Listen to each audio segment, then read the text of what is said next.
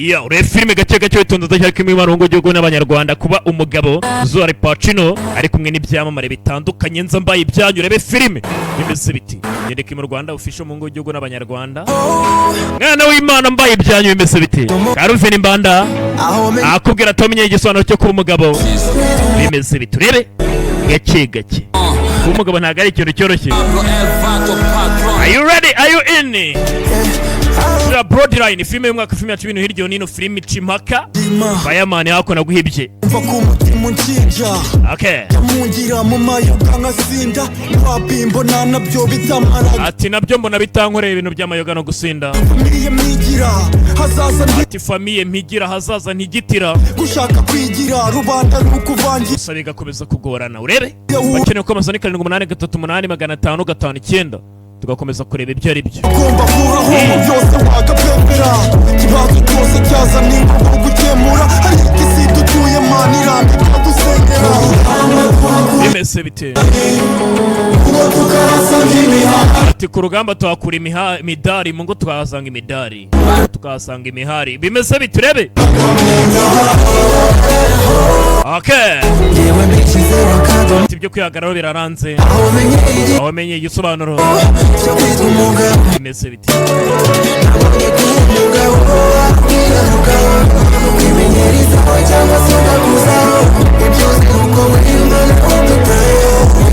Ati kikugira wa danger nicyo usana mu rugo bimeze biturebe gake gake mpora bucece mu gace nibukennye nyango biracyagoranye kugira ngo nyine uzabo wa danger tu kora cyane uko byazakunda umve the ambassador JC fakire home no muba minefini yibura no gutarasa no umve abakura kumbura hakuno aniro matamu na aho vuta mukoraho ni kukizanga muri go amarira y'umugabo atemba gibi nta mugaburira Jay rwose kareka mariye mugabo ngatemba gibifu hafahaga habarana ko gakeneye y'inzu rebe filime gake gake cyane ko amazani 7838559 kumwe na Kimu Entertainment kugira ngo dukomeze tugendane mu gatanu kuri kanyera ko bandikira kuri WhatsApp hanyuma mwereka utuntu twikorera guhamagara byo nyine ntabwo bundi bari necessary cyane kuri room twandikira kuri WhatsApp ibyo ari byo akono kemo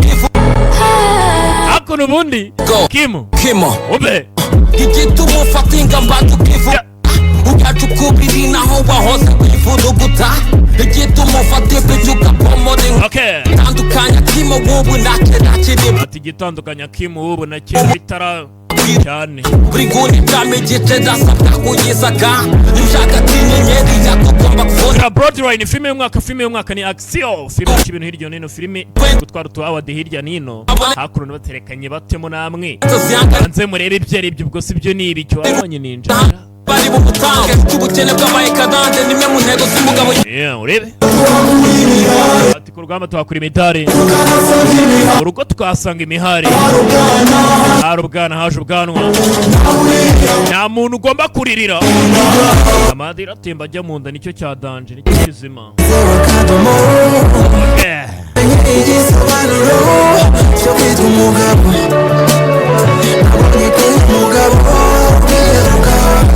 menyeri zawe cyangwa suka kuzaho keska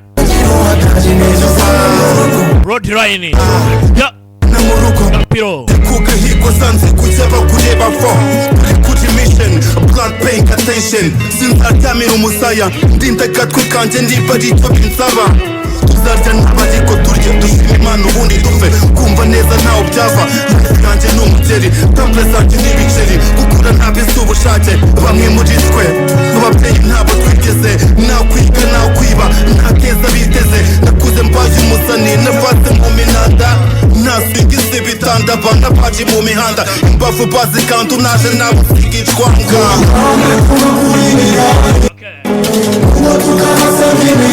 yeah.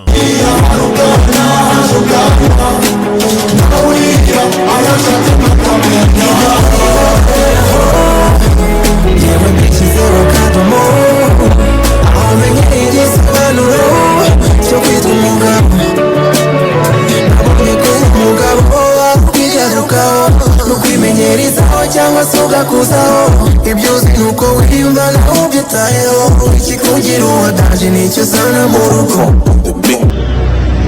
Sibyo none abagabo basezerana niho bahurira ubundi bunni nta kintu kiba kigomba kuba cyabihindura 78385 kugira ngo dukomeze tugende na 5 kwa 5 kwanza abona abatugenetse cyane 5 kwa 5 Kimu entertainment abona abakuzaniye bakumeneyemo amajwi n'amashusho bimeze neza ngiye banyita Kimu Imana mu ngujye n'amugana mu Rwanda official cyane Genuine entertainment abona abatugenetse cyane 5 kwa 5 filime bakise ngiki bayise Broadline kubera iki bebe akun tangira nyuryamye ari marabyuka ikega cyakinguraho re filime nuko dutangiye Broadline warebye filime nyinshi icara hamwe nkwere kutuntu twikorera bimeze biti bebe akun musare kubyuka uduparishoke nk'utwamusobanuzi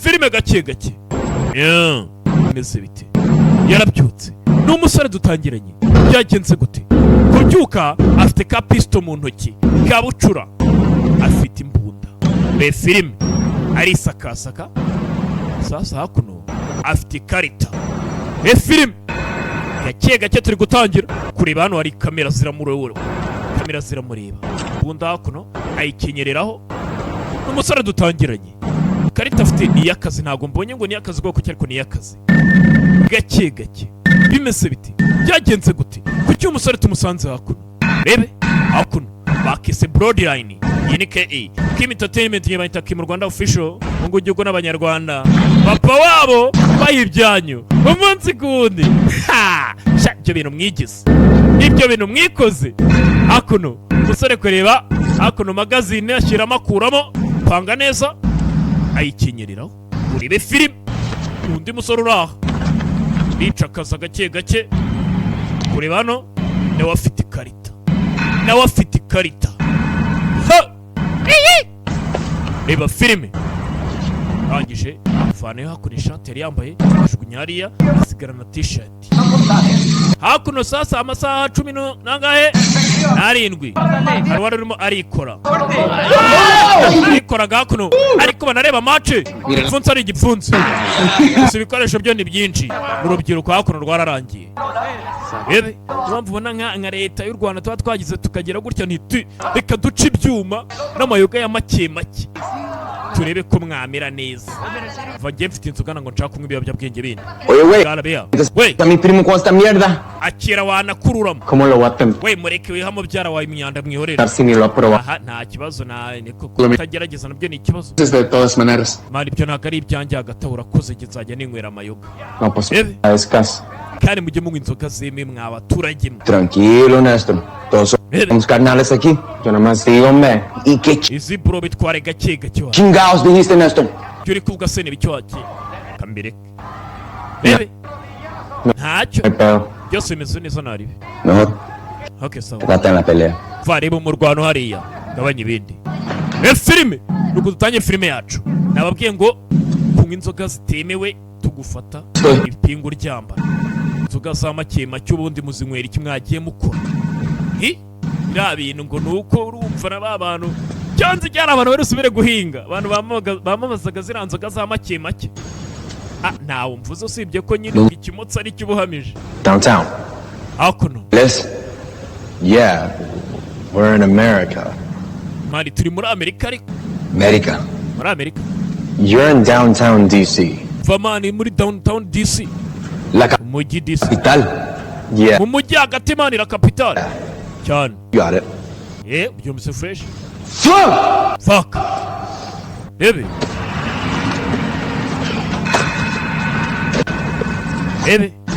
understand hakuna azavuga icyesipanyol cyongereza mani bari cyuvuga w'imvanga where cyongereza ngendi hehe mani Baltimore uri muri Baltimore yeah Maryland yego mani Maryland ni huri why sore wa musore twabonye Baltimore mani muri Baltimore so niho ni bwoko gisobanura yeah like the wire mani nyine ni huri tu nk'insinga gutyo nyine tusinze uko nabigusobanura ko ni huri sore yisanzana ari kubaza tese mwana bundi ndihe Amsere twatanyiranye tubona abyuka mu muhanda afite ka pisto. Filime bayise Bloodline. Bebe agasore karamubona uyu mugingo uri kumbaza ngo ariho ubundi birasuka ibaraguzara. Eho yari uri kuri ka telefone yako. Ako nuri ka telefone. We. ¿Dónde estoy? Wait, what? Ngwiki umbwiye ngwiki uretse gato. Where I am? You am? Ndakubashe ngo ndi he? I'm in Philly. Mani uri muri firi. Sasa hakuno abantu bose barimo baraza basa tese mwana. Ubundi ndi he? Ibase nyine kubura ahantu kageze. Ese ndi he? Bebe. Philly. Ndi muri firi. Hey. En los United? Ese mwana uvuga iki Españolos? Like Adrian. Nyine ruba nka Adrian. Yeah. Yego. Mames. Araseka. It's tripping. Kesawo. Acha. Oye. We. Hano roho babyutsa. Kumubyutsa ni nko kubyutsa Jay. Sí. Byuka ariko. ¿Dónde está José y los demás? Ntabwo uri kubona ko bwakeye. ¡Te fregas mis muebles! Byuka mukinga banguye ibiyobyabwenge bamwe baraga amaciri ¿De qué chingados estás hablando? Kubyuka ndaje mbyuka baretse gato arabura akanya gato. Ebe.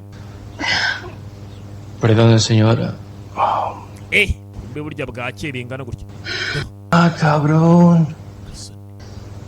Déjeme levantar a Armando, ¿sí? Sorry. Abaraye bikoze byabakomye anara undi mukobwa uryamye nawe babyamwishe. Ibiyobyabwenge nta keza kabyo rubyiruko. Irindi ibiyobyabwenge mwirinde inzoga z'abanye ntago zemewe. Hakuno. Mamá de José. Uzinywa tugufata tugufunga ibaze rero kugufunga hanyweriya yawe. Muebles. Wakomaje ukagira menshi ukanywa ibyemewe. Ya son las horas Ngo simbarabuye nitubatamo nimuzavuge ngo nkwe. ¡Cantarlos! ¡Ay! Uti ibyana biyobyabwenge n'ibyuma uretse leta izabakoramo akazi mujye mureka kunywa ibyuma. Abanyweye ibyuma bya make make. Hakuno Bangarikeri yakaba igura nk'irigitano urimo urayigura icyatano. Boss yego. I'm gonna show you, sir. Hari ikintu ushaka kuba nakwereka boss. Hakuno. Eba hakuno. Ebana. Sakureba. Why do you take Diego? He has school. Place is sheet, correct? Vareka turebe hakuno mu isura ya man. I did, Street correct. but I matched Nabikoze neza cyane boss. the male to a face on a mission sheet. Hakuno mission ni umwanda. So what you're saying, you think you could make a mistake? None urimo atekereza. Wakoze mikosa. Bring up that mission sheet that we used. Vanzanira mission hariya turebe icyo ari byo. Ni papuro bya mission. Hakuno. Ebe. Bose afite ishigo. Nk'irya bubu abiki gihe. Yarahari abubu. Afite ishigo wowe. Now let's just Okay, so grab each phone. Let's just review that photo. katugende tureba ku matelefoni yose turebe ko duhuza turebe ko twasi kubona Against the urebe places before the receipt. Yeah, before hakuno you grab. telefoni dore ngizo ni ebyiri Okay. hakuno tari kuri amafoto Then I abona wa hold in my hand number one's phone. yo ndakeka ngiye nimero ya mbere ndayibonye muri telefoni imwe comeka indi phone hakuno urebe filime witunze bakise Bloodline nge bayita Kimu Imana Rwanda official Plenty of selfies verifying we grabbed number 3. hakuno Also confirmed number 6 is definitely the person okay ndakeka hakuno nimero gatandatu that we took. n'uyu muntu twatwaye n'ubundi n'uyu tu n'uyu nguyu nta gushidikanya nimero gatandatu n'uyu wa musore twabonye abaza ngo ndihe biraza gusobanuka mutuze mwicare gusa maso kurekana amatwi mu yantege rero kutuntu twikorera ndakeka nabaye umwanda That is one check. ubitekereza I'm sure. Give me the damn phone. ariko ntabwo ariko bimeze wempereza telefoni gusa mwereke filime Address this immediately. Now where dukeneye adresse byihuse cyane y'aha the hantu hell is he? aha ngaha ni hehe baje kureba adresse bashakishe hano hari undi bebe arakanguka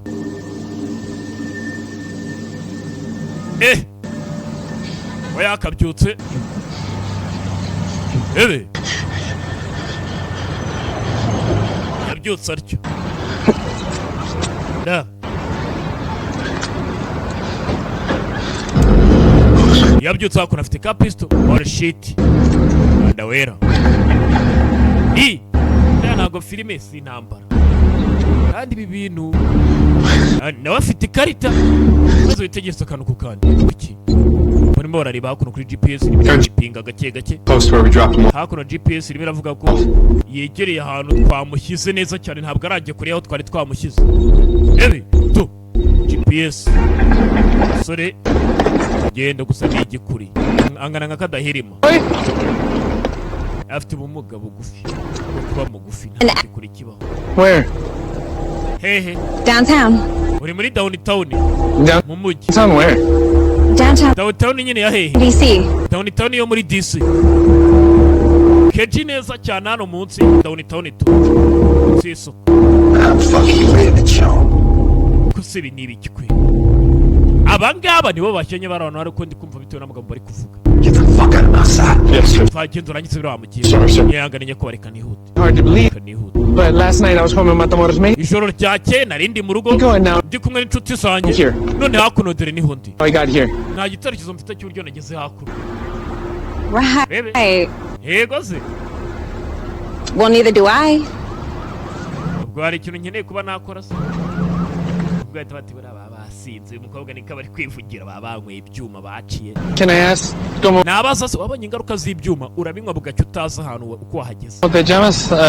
N'izindi nyinshi ndazi kugenda mbabwira. Melina. Izina ryawe ni banyita Melina. Why is your English so good? Kubera ikintu mu cyongereza cyawe ari cyiza. I went to school in Texas. Kuva nyine nize muri Texas. I'm Diego, by the way. Banyita Diego hagati aho ngaho rero. Hi. Hi. Ahoye n'icyuki. Yize Texas icyongereza ni cyiza. Akubitanye n'icyuki. Is it okay Muri DC bari muri Amerika. if I ask you a few more questions? Hari ikibazo nshaka kuba nakoze tubazo tukiyase. Hari icyo byabigutwara. Bebe. As long as you could walk with me. Mu gihe cyose wasa tukagenda ukagenda ubasa twaganira ariko mpagaze ntibishoboka. But if you try anything, I'll pepper spray the shit out of you. Nta kibazo. Ntushaka kugerageza ntari. Hakuno bamwita Diego. Oye, Yego. ¿no sabes dónde estarán José y Diego? Diego. No, yo Yari guhamagara abaza ahantu Diego yaba ari. pensé que estaban contigo. Diego ntabwo nzigariye. Mejor tenía clases, Diego. Bebe. Es que algo no me está gustando. Ntabwo ndi kumva ibyo ari byo. Y 4 de los 6 muchachos que se quedaron Sinzi umwana ngo ari hehe. Yabuze Diego. y los otros 2 se ven bien apendejados. Bebe. Debería de estar preocupada. Diego yabaye Diego. As the story is, it gets even crazier because Yewe izi nkuru ndi kubwira ni ibisazi. up in an alley with Kubera yuko ngenda That's my license. nkangukira ako. and please do not freak out because I've never used one before, but a loaded gun. Je sinzi uburyo byangendekeye. Nasanze mfite imbunda irimo amasasu n'ikarita ntazo yavuye. What? Yeah? Wiki? A gun. Imbunda. Nasanze mfite imbunda. Where is it? Bebe. Iyo mbunda iri heza. In my pants. Iri mu ipantaro yanjye.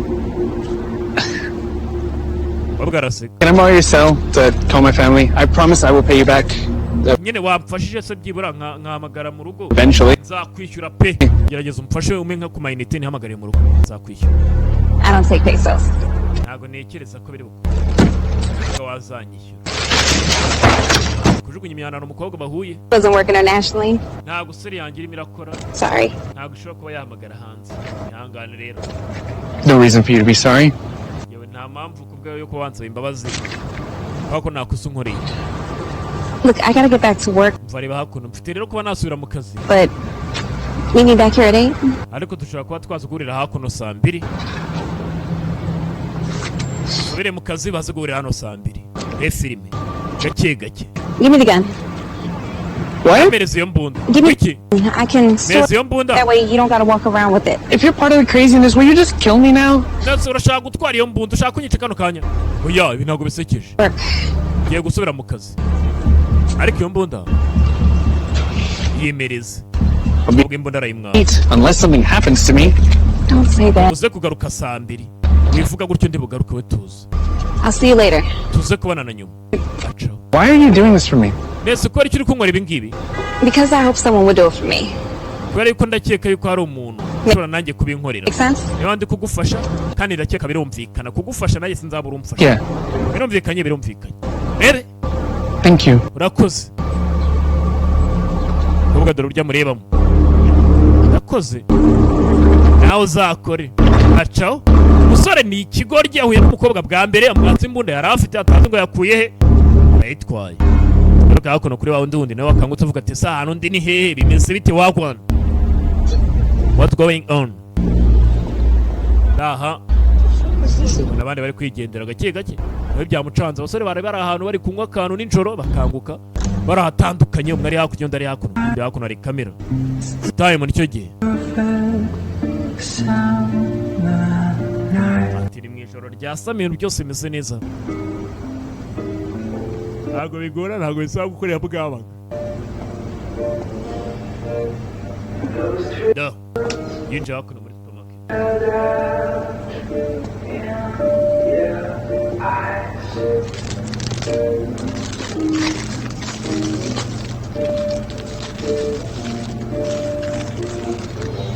Baby.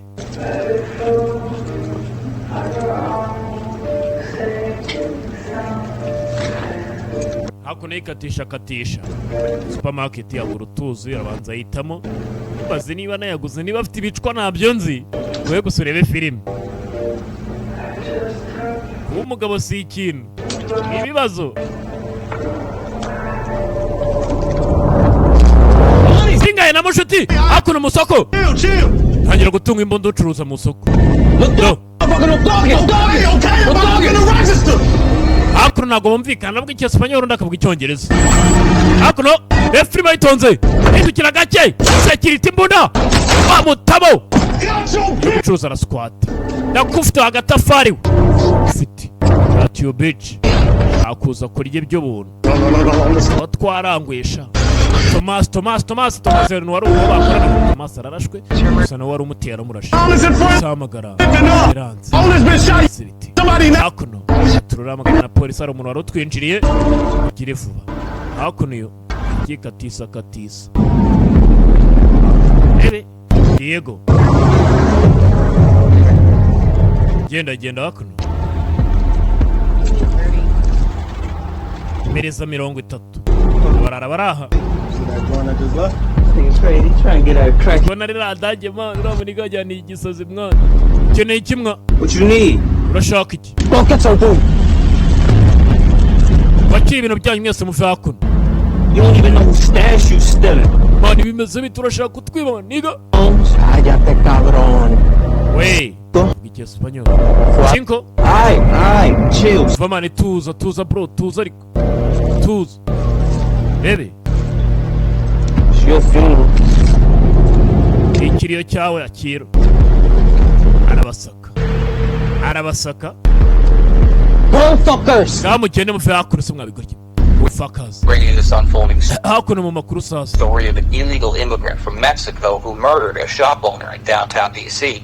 and then was himself killed sasa hakuno by a quick-thinking cashier. ara wagiye kwiba birangira yishwe Let's go to Gabby Thompson, who's at the scene with the cashier yari yagiye kwiba kwa Thomas who killed this illegal. makuru ubwo nuko birimo biravuga dore umurara bari bagiye kwiba n'ikirara nacyo kimeze nka murundi The criminal. Brian, what happened here tonight? ariko hakuno ijoro ryakeye byaragenze gute Brian I was working the register. nari ndimo ndakora bisanzwe This Mexi gangbanging looking dude hazi bandi ryo muri Mexique come in, point a gun riza rintunga right imbunda at me, started demanding money. yashaka kuntwara amafaranga nyine si ubyumva se So I hit our eternal alarm. nirwanyeho Then mandaramu what happened? Mr. hanyuma nyuma byageze gute Thomas, he the store owner. nyine Thomas urabizi ko ari nyiri karagaduka Come around back with a shit yaje aturutse inyuma nawe afite n'imbunda gun, but he froze up. hanyuma iryo bandi ritamurasa So the Mexi dude looking cool as Luke shot him. hanyuma igihe yarebaga inyuma nanjye nahise My murasa brain went into autopilot, so I shot him. ariko njye namurashe ndimo ndirwana nshaka no gutabara Thomas Had you ever seen him before? mbese ibi bintu wegeze ubona mbere hose cyangwa wakwatse wegeze ubona na mbere hose Never. reka ubwa mbere nari mubonye And I ain't never gonna see him again neither. ni ubwa mbere nari mubonye pe Did you know he was illegally in this country? waba wari uzize ko yaba wenda yaraje mu gihugu bitemewe cyangwa ikindi kintu You mean, am I surprised? mani igihe birantungwe ntabwo nari nzi ko yaba yaraje bitemewe This a real issue, you hear me? Like, ibibazo byari how did he get over here? ese ni gute yageze hakuno ubundi How did he get a gun? ni gute yabonye imbunda Shit like that piss a lot of people off. Piss imyanda nk'iriya ni gute iba mu gihugu cyacu me off too. Mr. njyewe nibo birampangamira pe Thomas, he was loved in his community. Thomas yakundaga iyi community iki n'iki And he gone for what?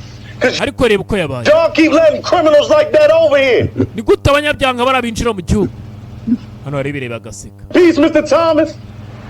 Va ruhukira mu Thomas. I ain't let him get away, OG. Ntago nari mureke ngagende OG. Listeners hear you. I hope they do. Urabizi ko ariko kumva sindakeka arimo aranyumva. I hope they do. Bari kunyumva. Telefone hakuno kwa reba agaseka.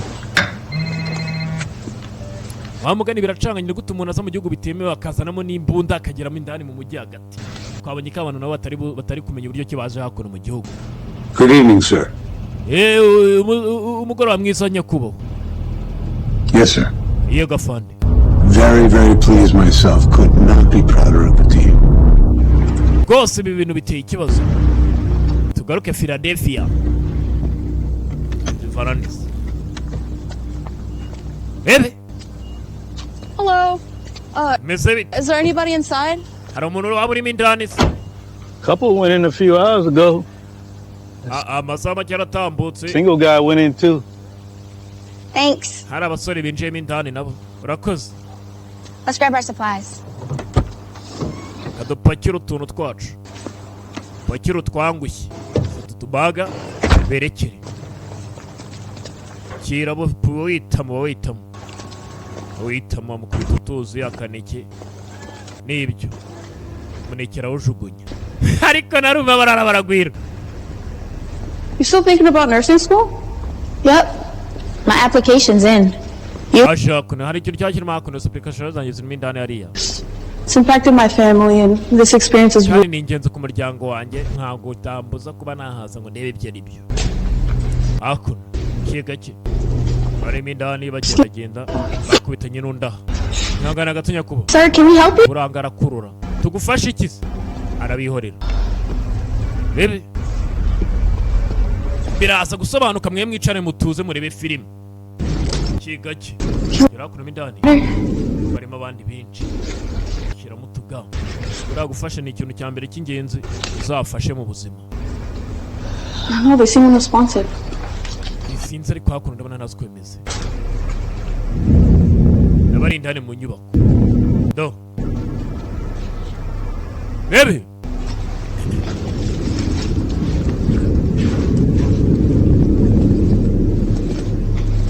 Ribano.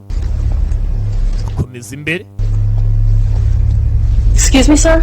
Yangana gatunya kubo. Provide you some food and maybe some help if you need it. No te acerques. Hano agufasha niba ukeneye ubufasha. No. Ntabwo tujya tuvuga icyesipanyoro. I think he's asking for help. Ndakeka ariko ari kudusaba ubufasha. Police. Wenda reka duhamagare polisi. Arasakuza. Icyesipanyoro. Igitekerezo cyiza. Bebe. Hi, is this the police? Iyi ni polisi ahita barasa. Sasu. Bajyamagara polisi. Yesa barasa. Rebe filime. Urimo uratwumva? Barahamagaye kuri polisi. Amufasha atakiriho. Rebe filime. Yaranga ntago azi icyongereza no kuvuga igi Espanyol ni cyari kuvuga barya. I think so. Hari umuntu arira? Rebe. Tugaruka.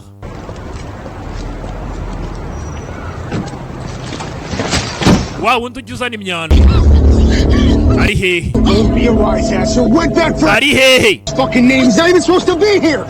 Yarari hakuno niho yakabaye ari he? Your GPS went. GPS yanjye kugaza kari hakuno. Fuck easy. Turimo turakina imikino ntunzane y'imikino. Umusore ari hakuno. Where's the gun? The GPS is in the gun. The gun. Ko GPS iri mu mbunda. Trey, I found it in the alley. I was gonna turn it into police after my shift. No. I don't trust you. Baby, avayo no muhini. Avayo no muhini. Avayo no muhini. Ure filime. Muhini. Vanayo muhini. Nice try, buddy. Now drop the Gerageje neza mushuti.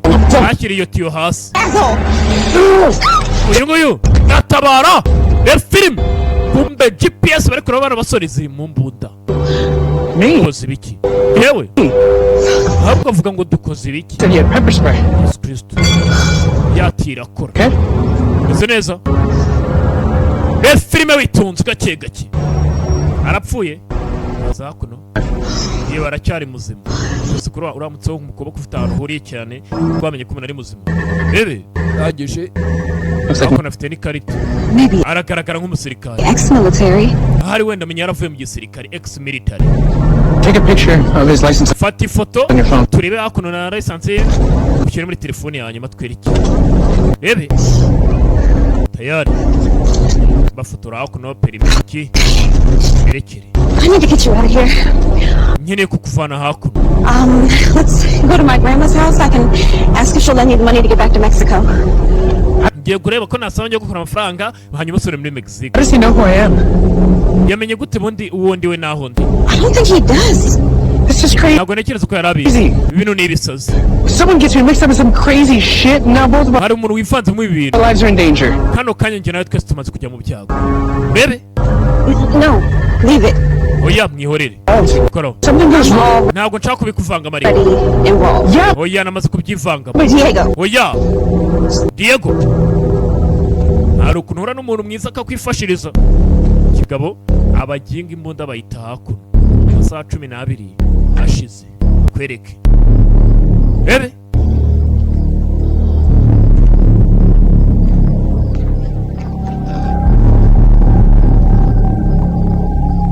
Hakuno. Kituraraha.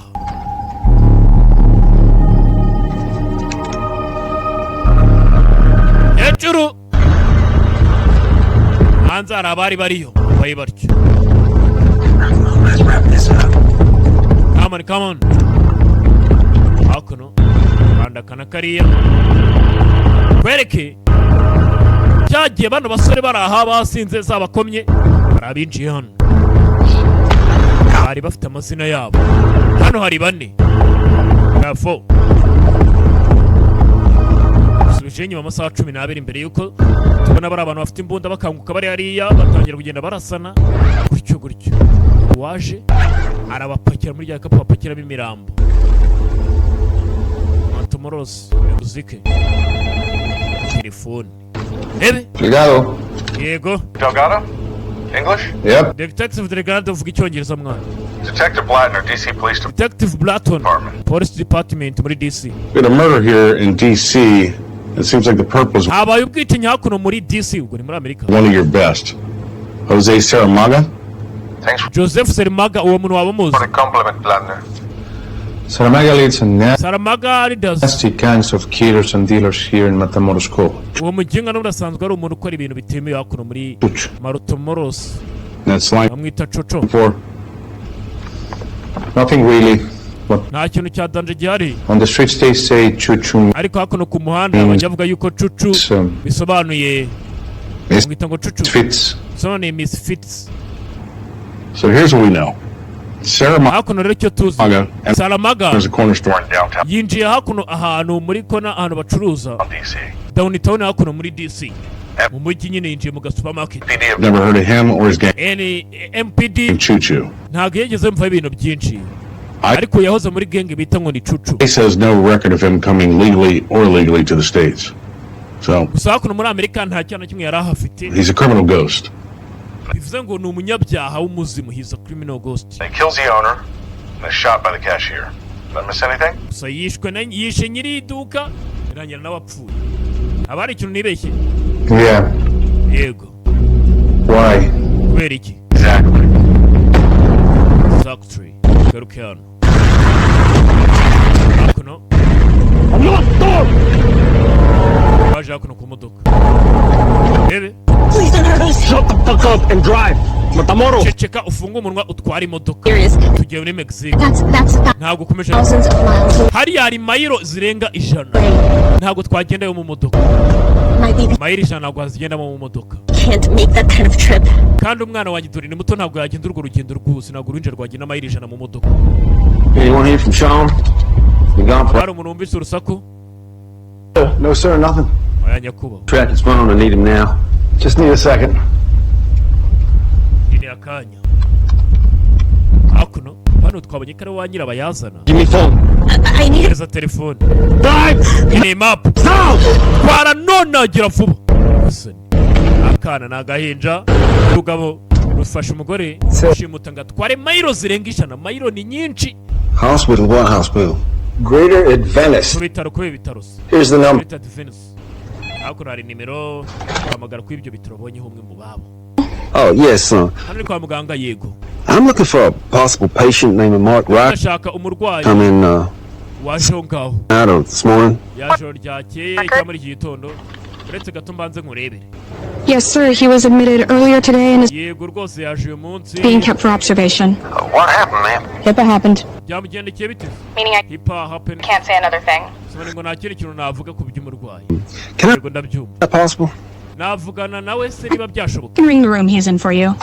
Va, ari mu cyumba ariko Thank you, ma'am. nagufasha ngarira ko mwavugana. Tayari. Telefone hakuno. Hello? Yego. That you, Rocco? Ni wowe reko? Yes, sir. Yego nyakuba. What in the hell happened? I was wearing it. Byagenze gute? You talking to someone who... Nari aho nakabaye ndi. Ndimo ndavugana n'umuntu runaka. No. Ibintu bimeze neza. And she caught me off guard and peppered. Gusa nyine byarangira nk'ubisi igipayipa kitiyo. Sprayed me. Umutwe. And he whacked me with a pipe. Yagukubise itiyo mwana. No, who? Waba uzi uwo ari we? Could guess. Nshobora kuba nafomboza.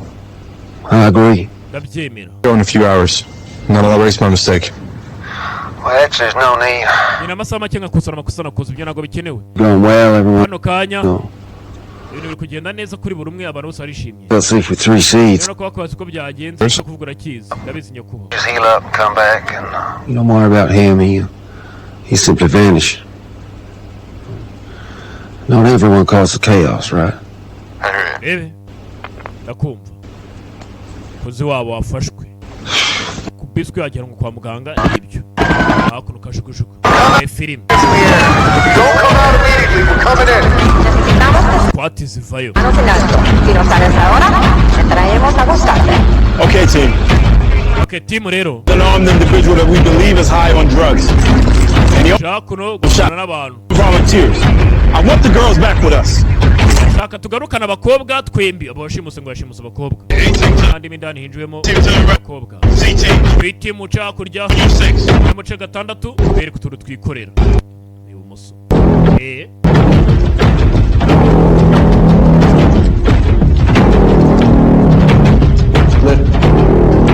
Spirit.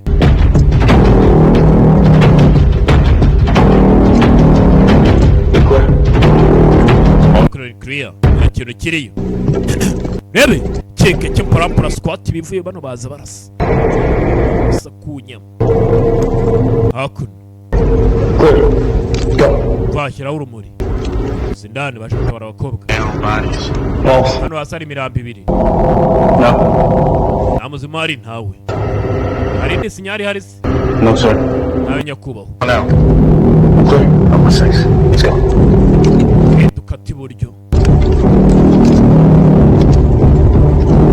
Second left. Reba ibumoso bwawe. Rebe. Kiga kibara cya bayiga hakuno. Bapfe yasamye. Yasamye. Aho arasamye. Ntaki niki. Rebe film. Alright, I got a hallway to the left. Yeah. Right. I'm take left, you cover right. I got you. Move. Hakuno. Rebe. Clear. Got it. Bakira isasu. Guzman. Meze neza. What's going on over there? Ibikiri kunyambera ngo mwana. Grossman got hit. Yambushe mwana. Guzman arasukwe ku ijosi. He's not saying anything. Yapfuye. He's a shooter. I think Nta kintu kimwe ari kuvuga. What do you mean you think? Urasha ari he ntabwo nzi ngana ari. Better be.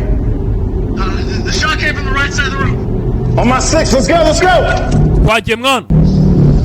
Witwa Guzman avuye mu nzira. Aramurashe. Rebe film. Clear. Yeah. Hakuno.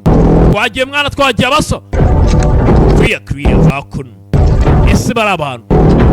Kuki babatwaye kuki babajyanye yari abajyanye mu biki. Batwaye bagamije iki.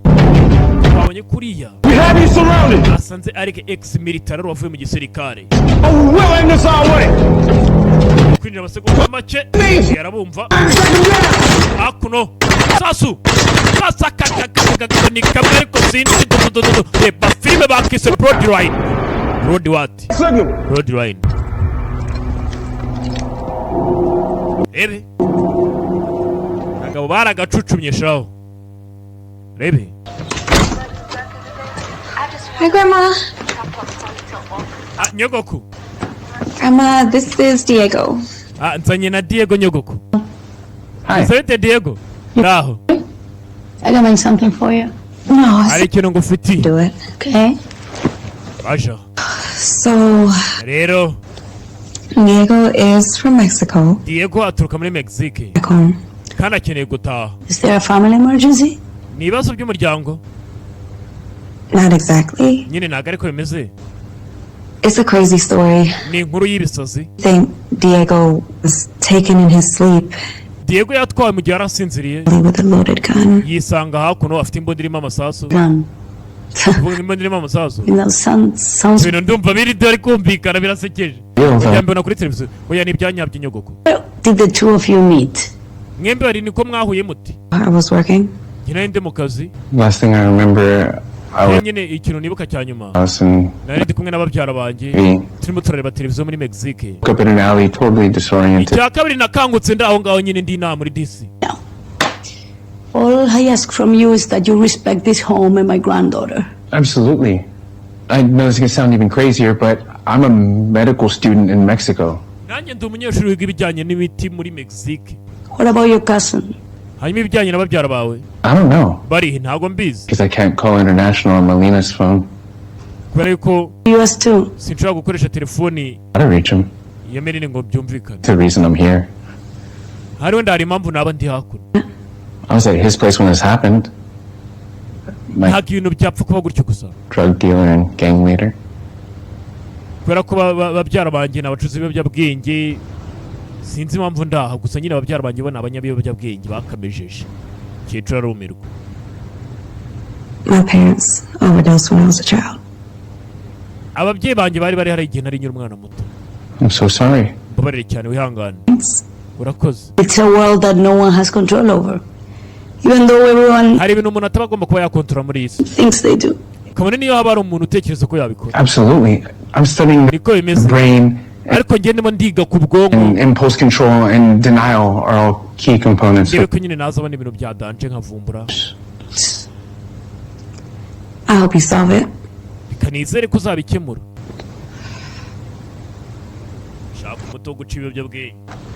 Barawubonye. Uzi neza Nyogoko. Let's go back to eat. Reka tube tugiye kuryaho gato. Koze. Yetu arahari Nyogoko. Yitegereje Diego. Let me check. Ese itike nangahe? Reka ndebe. Spy? Ariko natwegereye aho twategera. No kugera nk'iminota nka 15. Rebe. Gake. This is crazy. Bino ni ibisazi kabisa. Sort of exciting actually. Ko bimeze nyine ariko nakundi. Oh wow. Okay. $30. Nugutegesha 130. Amafaranga 130. Great saver. Oya Nyogoko kuraba aru asavinga neza bararayafite. Hanyuma se. Urakoze. Let's practice begging grandma. Shot and killed 2 volunteers today in Philadelphia. To discuss this horrific crime and the wider implications. Immigration expert and ISIS DC officer a few months ago. Stephanie, I'd like to start with you. What is your take on this heinous incident? Disgust. I'm disgust. Our porous borders. I'm sick in that these who's never been in this country. Somehow he got a gun. That blows my mind. How do you see this? It was really a sad day for those people that believe that immigration plays a large part in the greatness of the USA. It's hard to persuade people to open borders when the result is this devastating. You'd like to add? Let's not forget about the animal in D.C. who shot the store owner. He was an illegal too. How did he get a gun? Thank God Burke had access to a gun. This speaks volumes as to why our I disagree with everything Stephanie says because it's so vitriolic. But what I can't deny is somehow these two men entered the USA. Really? Those are tragic. We need to look at the root causes of why this happened. Any final comments? My heart goes out to the SWAT team member's family. This is one more American hero slaughtered by an illegal who has no right being here. hakuno arora areba amakuru yisekera gake gake. Wise ass. Hano barangaha Mugarya arebe ko yamufasha agataha iwabo. Jose Saramaga killed a shop owner today in downtown DC. Yarebye amakuru uretse gato. Acting cashier then shot the illegal. We know little about the killer except he is a gangbanger from Matamoros, Mexico, and is reportedly involved in drug smuggling and murder. Yaje kuraba kuna makuru. Learn more, we will keep our viewers surprised. Mwana wani bicyose nya. KCDC 8 News. Azimya televiziyo. Urebe film. Usari yikanze mu neba byarabe. Turyo bamureba. Urebe film witunze gake gake. Aya. Uyu musare nubwo araha yahaje bitemewe nta byangombwa afite. Arona ngomba kujya kuri polisi. That's a good idea. Ndatekereza cyo igitekerezo cyiza. Cousin is a dead criminal. Muvandimwe wawe ni umunyabyaha kandi yapfuye. You're here legally and nawe uri hakuno mu buryo butemewe. Your story. Ni nkuru yawe itumvikana. Ugiye kuri polisi ndakeka nabyo byaba ari ibisazi ntacyo byagufasha wa musore we. Ndakumva. Belina, the honey pot on top of the kitchen. Yanuzanire honey pot hariya iri mu gikoni nkwereke. Hano kari mu buki. Kecuru. Araha. Nyirakuru wa Melina. Yegereye umusore. Umusore diswe n'umwana mwiza. Hano bwangwa bwibyo bwenge nyweraga amabiya. $130. Wow. Hano nyine nakantu kaba mu buki. Mu kecuru saving amuduceri. The sooner we get you home, the safer we will all be. Vuba nugera mu rugo twese turazwa dutekanye nawe utekanye. Urakoze cyane. Ndagusezeranya amafaranga nzayakwishyura mukecuru. Ndabizi ko uzabikora. Bamaye tike. Kandi ugenda amahoro. Ugere mu rugamoro wa mwana we. Hari abakecuru beza ni abakecuru ariko abantu bayi barasaza nabeza bagasaza. Cyane. Reka njyane nawe mama. Nyogoko. Kamuherekeze. I'll see you later.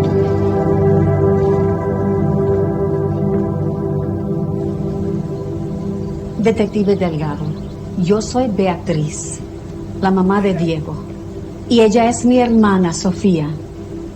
¿Gusta un café? No, muchas gracias.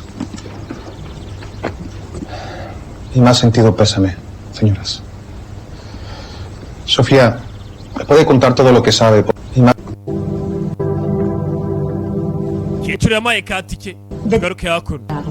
Yo soy Beatriz.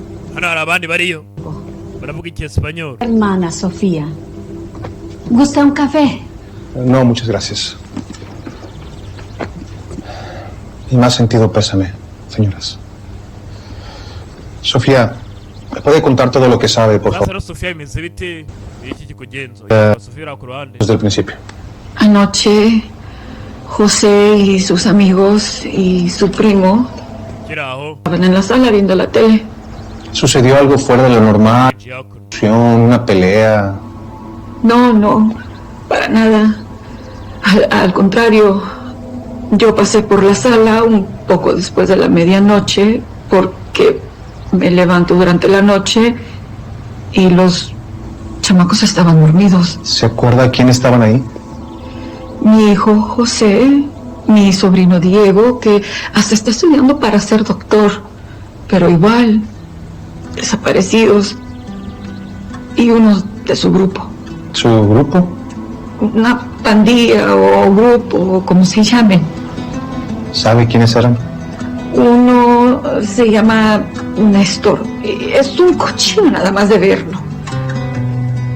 El otro se llama Pedro. No. Pepe. Sí, Pepe. ¿Y de esos que me mencionó, sabrá sus apellidos? ¿O a lo mejor dónde encontrarlos, dónde vive su familia? No. Ahora sí, vamos a ver. ¿Qué pasó con los muebles? No sé. los muebles desaparecieron y no sé cómo explicarle cómo pasó. ¿Y qué muebles se llevaron? 2 sillas, unas lámparas, una mesita, pero la televisión no se la llevaron. ¿En serio? ¿Notó que alguna puerta estuviera forzada o algo? Es que todo me parece una locura. Usted no es la única. Diego.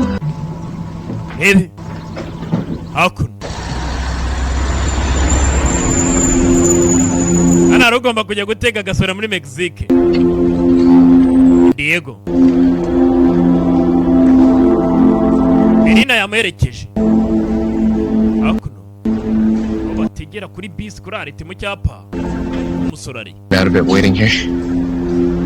Ndumva hako nazo kuba ntegereje nanjye nuko.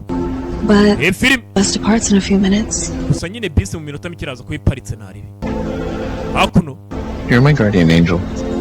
Uri umumarayika wanjye w'umurinzi. Ni marayika murinzi wanjye. Akoze. Ebe.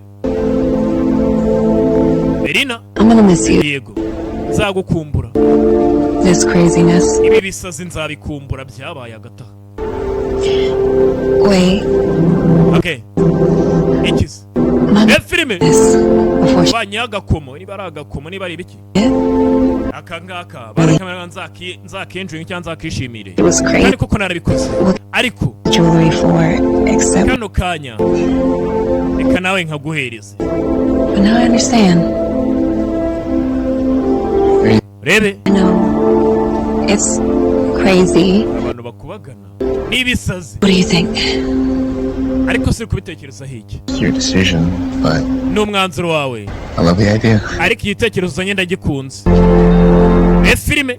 Let's see what we can get for it at the jewelry store we pass. And I'll come. Reka turebe niba tuzabica. And explain. Hanyuma reka tujyane turebe niba biri bukunde. Nze guhamagara nyogokuru umusobanurire umukobwa agiye kugenda. Dorere. Gonna freak out. Ariko ashobora kuba yakikubita hasi. Oya araza kubyumva abantu. Ni ibintu bijyanye. Reba umukobwa afashe umwanzuro bajyane muri Mexique. Biragenda gute? Tugaruke Stanford, Virginia. Nabwiye ngo abinsomere ibintu yansomeye. Yahise asoma igishego. Hey. Baby stay. Baby ugume hakuno. Mouth shut. Funga umunwa. Kill. Fucking baby. Cyangwa nze kuba nakwica nkwicane n'umwana wawe nyigase. Ebe. Okay. Okay, nta kibazo. Uyu nguyu yashimusa umuntu ugiye kumujyana Mexique mu modoka. Yaje. N'ubusanzwe nibane muri Mexique ni mubyara wa Diego. How much from a pump? Nangahe? Fill it up. Uyagiye guhaha. Prior to Mexico, number. Mwana ararira mu modoka. Mwana yatangiye kurira. Uyu kureba ni umusore ucuruza hakuru muri supermarket abona ko harimo ikibazo. Wait, why'd you leave your baby in the car? We kuki usize umwana mu modoka? Sasu! Cyarabaza byinshi. Listen. Waje nibandi ni mubyara wa Diego. Nginda ibyara mweru na Muhima. Diego ni umuntu mwiza. Yabonye nabamufasha hakuno uyu ngo yarimo aragenda yica abantu bo muri Amerika. Bimeze biti. Listen. Bebe. Hakuno uyu gake ziragenda. Bebe. Mwana akomeza kurira. Mwana akomeza kurira. Mukanya nitugenda tukagera kure essence iraza kudushira. Biraza kurangira nabi. Ese uri muranyumva? Akana kararira. Mugabo nta mutima. Twari imodoka ugabanya amagambo. Driver. Next one. Turaza kujya kuri station ikurikira. Bebe gake mpora bucece mu gace mbaye ibyanyu. Filime Back to Broadline. Ndacyari Kimu Imana Kimu Rwanda official. Byagenda kose ubuzima burakomeza.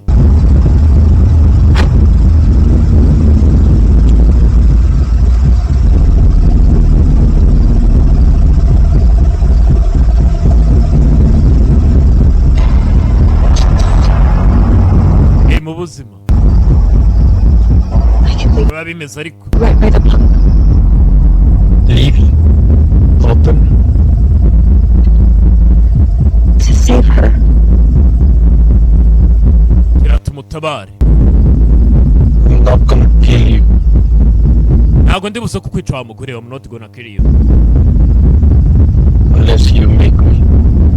Kereka nutuma nkwica. Urebe ati zindi buza kukwica. Kereka nuza gutuma nkwica. Ariko ubundi ngiye gahunda ntayo nafite.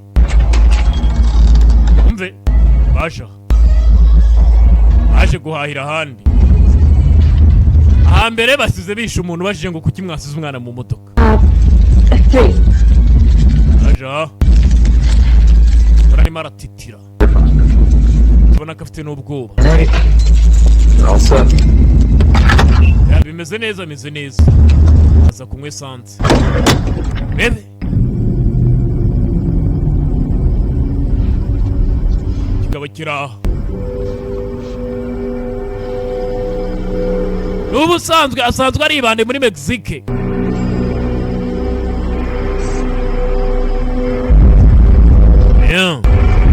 Kumbe bafande babivumbuye kwino hakuno. Afite akana ke mu modoka be hakuno. Gonje. Yari kumwe sanze. Kureba neza yitonze. Bebe. Fungura imodoka. Sokayo. Police! Put your hands up! Amaboko tuyabona. Masu! Bahita bamutobagura utaravuga menshi. National news. Wakoze national news. Made national news. You have exceeded expectations. Well, thank you, sir. Murakoze nyakubahwa. Uyu mugabo twabonye ko ari umuntu wazanye bari abantu tutazi uburyo ki yabazanyemo arimo aravugana na nyakubahwa. Menya ari president wabo. I just wanted to bring up one issue so that nashaka kuba nazana ikintu kimwe. You're not confused. Ko nizere ko tari buze kuba wabyumva ukundi. We only selected 3 seats for this mission, and then the fourth seat that we had selected was was found to be incorrect for the soil type. Well, you seem unsettled about our fourth. Something we should be concerned about? No, sir. Just simply could not guarantee that it would germinate. Okay. Let's make sure that strain goes extinct. No one else wasting energy planning does. You think that's necessary, sir? I do. And so should you. Understood, sir. All right. Okay. Anyway, I need you to come see me later in the week. All right, the election's almost upon us. I mean, a bit of a push west. Well, we still have some growing season left. Finish up what we started here. Should take no more than a day or two. So I would assume Thursday I can come see you in your office. Sir, that's fine. Why don't you stay overnight this time? There's some people I'd like to introduce you to who will brighten your future. I'm intrigued. Is there a Diego Fuentes on this bus? Diego Fuente.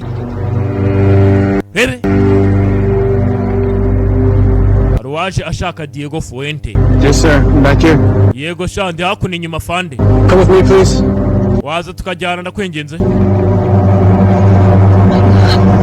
Mane yanjye. Umva wipanika reka ngende n'ubyo banshaki. Amwise Diego Fuente. I will find you. I need you to come with me now. Nyene kuza tukajyana none wa musore. My girlfriend is American. Can she come? Girlfriend wanjye ni umunyamerika nawe se tujyane. There's a waiting area. Arazi kugutegereza hakuno. Both of you grab your stuff and follow me. Wowe kigomba gukora mupakira ibintu muze tugende nari bimwese muzane. Sir, all I was to do was to escort. Icyo ugomba gukora no gukora ibyo ngubwiye. Imbazi kibazo. Se tujyane. Umukunzi umunyamerika. Diego Fuentes. Diego Fuentes. Bayo. Azana na sheri. Fuentes. Yes. Diego Fuentes. Diego ni jewe. And you? Hanyuma wowe. Melina Suarez. Banyita Marina Suarez. His girlfriend. Ndi umukunzi we. I'm a U.S. citizen. Ngiye ndi umuturage wo muri Amerika. Rebe. Hakuno. Ngombwa nk'ibi ni umuturage w'umunyamerika. Kira. You know you might not be able to get back in here with only a license. Really, I decided to go with him last minute. I didn't even think nyine ngiye nashaka kuno mfashe umwanzuro minota mike itambutse ubundi ntago nefite gahunda yo kuzana nawe. About grabbing a passport. It's just not. Ntago nize mpakira passport yanyu nyizanye. With me, I ntago nayizanye nyine. Went to Guatemala with my grandma once. Bara ko nyine ndi kumwe na nyogokuru wanjye. For now. Mpita nzakora ntabanje gutekereza ibindi. Please go wait in the room next door. We'll call you. Hanyuma noneho ugiye gutegereza mu cyumba kiri hirya. If you need it. Nitugukena turaguhamagara. Suko. Bebe.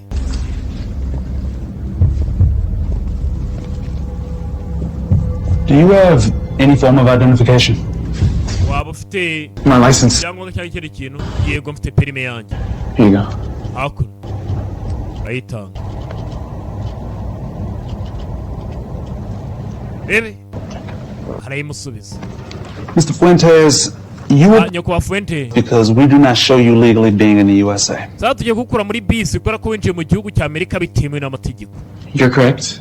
I know this is going to sound nuts, but I was abducted with some other men. All I know is I woke up in an alley in DC where I met Melina. Stop.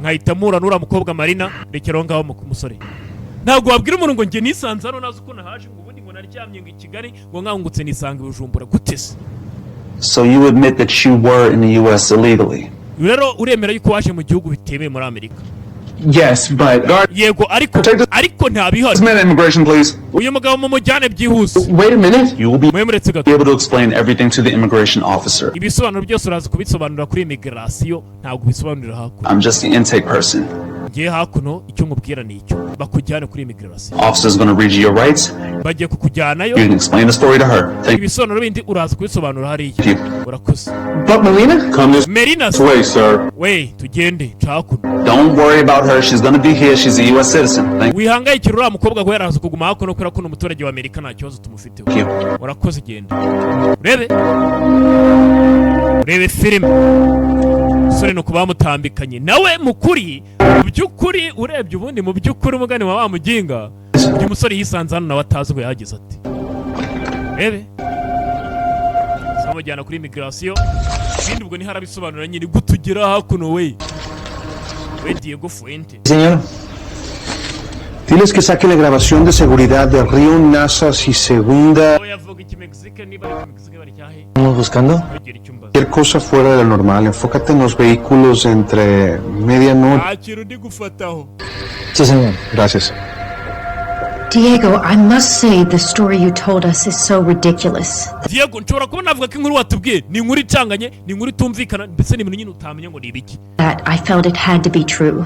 Wenda hari bishobora kuba ari nukuri. And it is. Ariko I was able to confirm it with a Matamoros detective named Del. Ndashaka kuba namye ibintu mbanje kubaza Matamoros kuri ibyo ari byanya. Banze ufite izina bitango Delegado. Ngonde.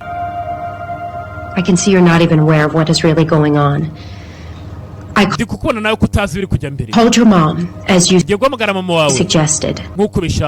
She confirmed what you said and told me to call a detective in Matamoros who's investigating the disappearance of 4 people.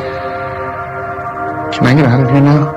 None se bungubu niba wahamagaye mu rugo bakakubwira ibyo ngibyo bakanamagara detective wiriya nawe akakubwira ibyo nshobora kuba nasohoka hakuno nkigendera noneho. Yes. Yego. We have arranged for a Mexican border officer to drive. Tugiye kuba twavugana n'abari ku mupaka wa Mexique. Have you and your girlfriend to your home. Hanyuma bakureke we na girlfriend wawe mugende mutahe. We will make an exception for her not having a passport too. Turaza no kuba twamufasha nawe abone passport imukuri nanga ikamutwara akagenda. It will be noted in the computer. Rebe. Let's get you out of here. Reka tugukure hakuno genda. Thank you. Murakoze kuri immigration baramufashije cyane. Yarishi. Hakuno bakiraho. Rebe. Viendo Martínez. Señor, solamente hay un detalle entre ese horario que me llama la atención. A la 1 de la mañana una van blanca sin logos pasa con placas de México. Pues pasa otra vez como a las mañana. hay dos hombres adentro. Enfoca las cámaras en las placas y anótalas. Ya lo hice. Ok, bien. Vamos a checarlas. Ya lo hice también. ¿Y? Están a nombre de Alfredo Ruiz aquí en Matamoros. Tengo la dirección y el número de teléfono. Vamos a llamarlo a ver qué nos dice. Sale pues.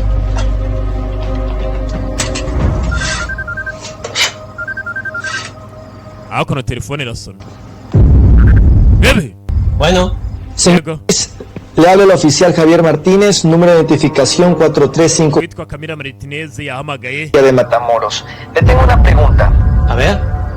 Mira. ¿Decir qué tipo de vehículo está registrado con las placas 7BFR468? Mi troca, la uso para mi negocio. ¿Por qué la pregunta? ¿Y la troca está con usted en este momento? Claro, lo estoy viendo desde la ventana. ¿Y las placas están perdidas? Un momento. Bebe. Bana barahamagawe. Yachibyumva. Bebe. Akun. No, no están. Ya está, eso era todo. Gracias. Pero ¿y cada cuando eso tiene que resolverlo con el departamento de tránsito. Gracias. Disculpe, señor. Contacta a los border patrols. Calcula también cuánto tiempo se tardaría la camioneta en llegar a la frontera. También necesito acceso a todas las cámaras de seguridad. Bebe, dukomereza hakuno. Can I get out of here now? None se umuntu akubona akigendera. Arranged for a Mexican border officer to drive. Bavuganye nabo ku mupaka wa Mexique. Bagiye kubafasha barebe ko bataha. Bashakira wa mukobwa passport. Babone berekere. Let's get you out of here. Thank you. Reka tugukure hakuno ugende. Murakoze. Bebe, hakuno. Estamos viendo, Martínez. Señor, solamente hay un detalle entre ese horario que me llama la atención. A la 1 de la mañana una van blanca sin logos pasa con placas de México. Pues pasa otra vez. Kandi nanone ibintu byongeye kuba saa 10 n'igice. Como que hay dos hombres adentro. Birasa ngo hari ibintu byabaye bihuriranye. Makamyo yaje hano. Enfoca las cámaras en las placas y mufokasinge kuri kamera no kuri plaque. Zanetse ara hasi ku makamyo murebe. Okay, bien. Vamos a checar. Namaze kuba nabikora. Byiza cyane none katurebe. Ya lo hice también. Nabyo nabikoze nyakubo. ¿Y? Está Alfredo Ruiz aquí en Matamoros. Tengo la dirección y el número de teléfono. Vamos a llamarlo a ver qué nos dice. Sale pues. ¿Qué?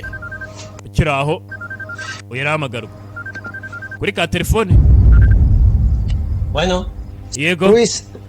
Ruiz, güey. Habla el oficial Javier Martínez, número de identificación 43. Hakuno ID number 43543 543 del departamento de policía de Matamoros. Le tengo una pregunta. A ver. Hari ibibazo bike nshaka kuba nakubaza aricyo bitwaye. ¿Me puede decir qué tipo de vehículo está washobora kuba wambwira registrado con las placas? Iriya modoka yanditse ifite plaque 7BFR 468. 7BFR468. Mi troca, la uso para mi negocio. Imodoka yanjye nyikoresha muri business zanjye. ¿Por qué la uri kubimbaza? Pregunta. ¿Y la troca está con usted en este momento? Iyi modoka. Claro, lo estoy viendo desde la ventana. ¿Y las placas están perdidas? Ariko plaque yabuze. Momento. Buretse gato. Uza kureba. Ku modoka ye. Tegereje ku modoka. Ya está, eso era todo. Gracias. Okay, plaque yanjye nta iriho. Pero ¿y qué hago con lo de las placas? Urakoze. None ngori iki kujyanye na plaque yanjye? Eso tiene que resolverlo con el departamento de hamagara DMV tránsito. Bagukemurira icyo kibazo ntabwo ariko tugishinzwe. Gracias. Murakoze. Disculpe, señor. Sawa nyakubahwa wihangane. Calcula hamagara border control. También cuánto tiempo se tardaría la camioneta en llegar a la frontera. Turebe igihe kamyo yambukiye. También necesito acceso a todas las cámaras de seguridad. Ndaza gukenera access kuri CCTV kuri kamera kugira ndebe ibintu byose uko bimeze. Sawa. Bebe. Martínez. Akazi keza Martínez. Murakoze nyakubahwa. Kwereke iminsi ibiri iheze. We pass through customs. Want you to grab imprints and prepare fingerprint digs raw. Mine was facial, so I changed the passcode to 1234. Oh, we need them for all of them? Mm-hmm. Always better be prepared. Roger that. Akun. Mupaka. Muparike. Brings you home this out. Merchandise pickup. It's a little late to be wrapping up a pickup. Hakuno. It's a little late to be wrapping up a pickup, isn't it? Umaze kwira bimeze bite? Identification, please. Yo gutangira mubanze munyereke kwanza ibyangombwa byanyu. Ibi byo ari byo. Ibi. No, aza gusaka. Umupaka ibintu by'amezi biritambutse. Atire factory yanyu. Akose kiro. I'd like to take a look inside the truck. Ni kuramwe imdari mu modoka. Yes, sir. Nta kibazo niba ushaka genda urebe. Your palm for us to search the cab too, huh? Of course. Hari ikibazo tugiye gusaka ibintu byose. Oya naribi. Gusaka ikamyo. Ebe, ibyari mu minsi biritambutse. Bafunguye hakuno ikamyo. Kiramo umupaka uva Mexique ujya muri Amerika.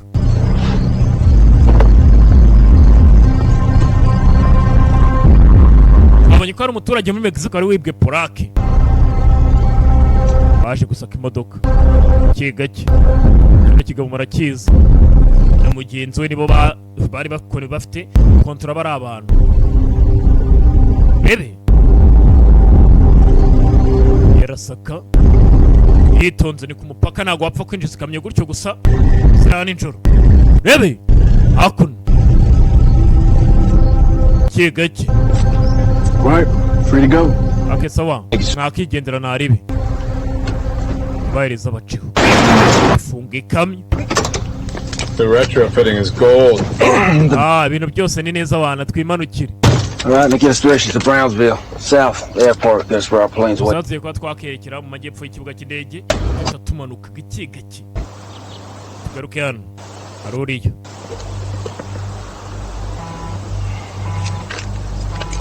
Bebe. Telefone. It's Tester. Yeah, yes. Testo. Yego nyine sasa imbuto. Hasi muri Mexique. Kokos? Yep. Yego. Like loose ends. Could be pricey. Boss nagajya kunda guhomba mu iherezo. Okay. Not concerned. Who is it? Uyu ninde? Civilian? No wasifire wazanye cyangwa? I got some info to send you over WhatsApp. Mfite amakuru makeya ngiye kuba nakoherereza kuri WhatsApp. Some more tomorrow, but banze rebe imbuto mfite ngo ni bwoko ki. What are we talking about? Menye nibyo turimo turaganiraho. For the right guy, you're looking about 50 large. No turaganira ku basore bera. Nta ugaragara nkaho afite uburebure bwa 70 ingahe gutyo. Hanyuma we? That's another 10. Nyine yabandi nk'icu. Okay, but I need it done this week. Okay, ariko ndaza kukenera kubanza gusoza iki cyumweru. Very discreetly, man. Super clean, make it look like an expert. Mana ribyo mbanza gushyira ku murongo. Okay. Kibakira nga cyitonze kirebera ikirere gake gake da. A toast to our shared country and our shared interests. Banywamo abantu kukani gake gake kubw'igihugu cyabo iki da. Zike kazamuka gake gake gakomeza gutyo. Ladies and gentlemen, I with the Seeds program. The media, the Seeds reacted as carnage in their wake. Are you guaranteeing election success? Well, Stephen, you know I'm not a prognosticator, but a good fundraiser. What I will say, with all your support, the Seeds program the basis for a illegal immigrant-free, law and order-based society. This group, I count on your continued support.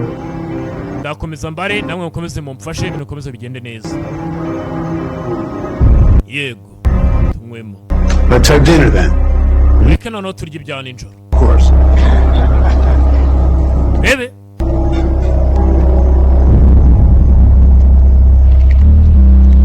Akun. Señor. Madame. Un momento. Akun.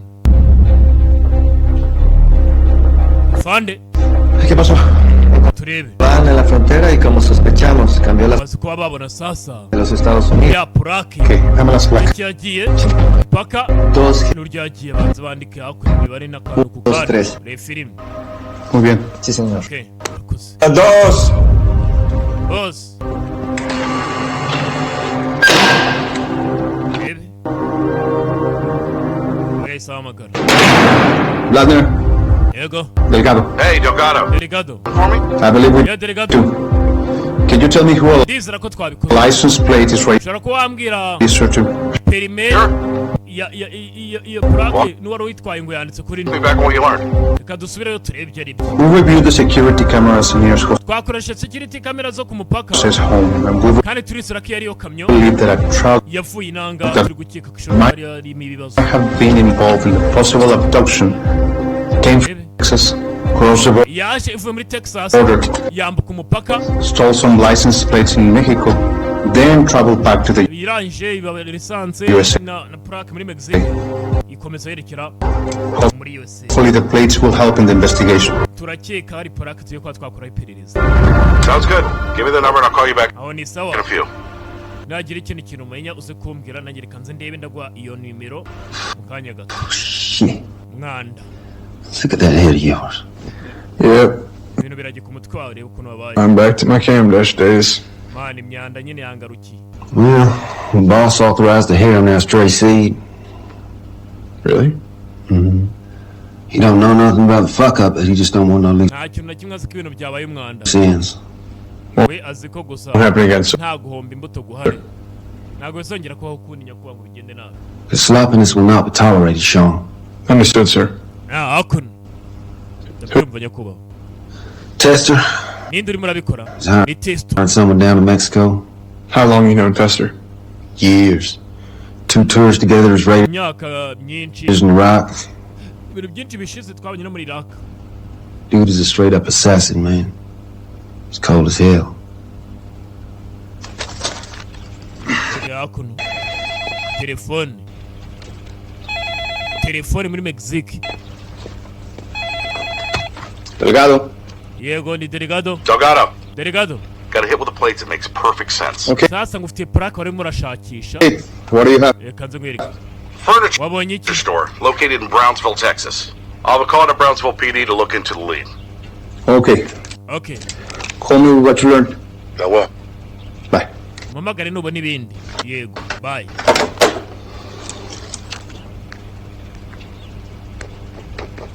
bari byari igenda yandika gake gake amakuru amaye akayandika araza guhuzahuza. garuka hano.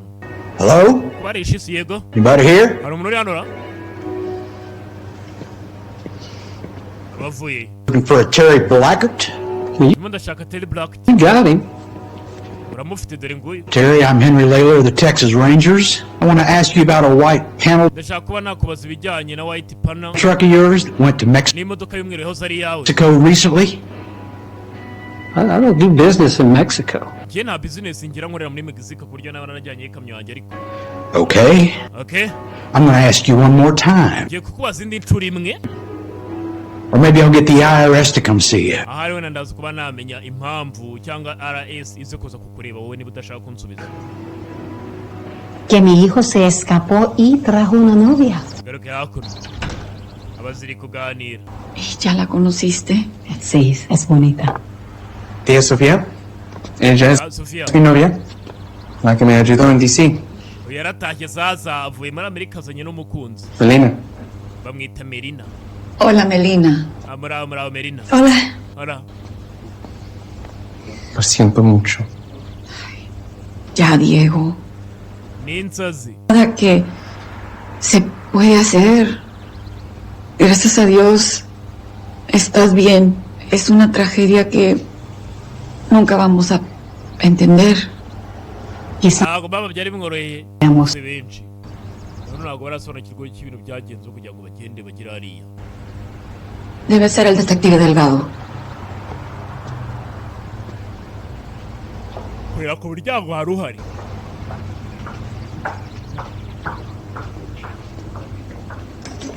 Hola. Hola. rebe murao. Hola. Tú debes de ser Diego. Sí. No sabes el gusto que me da. Pásele. Gracias. There were two guys who rented my truck a few days ago, but I have no idea for what. Let's see the rental paperwork. Let me save you 50 questions. I got nothing but a wad of cash. It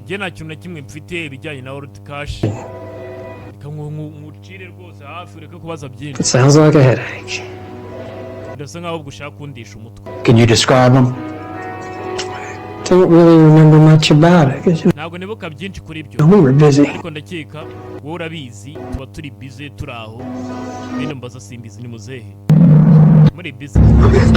Una vez más.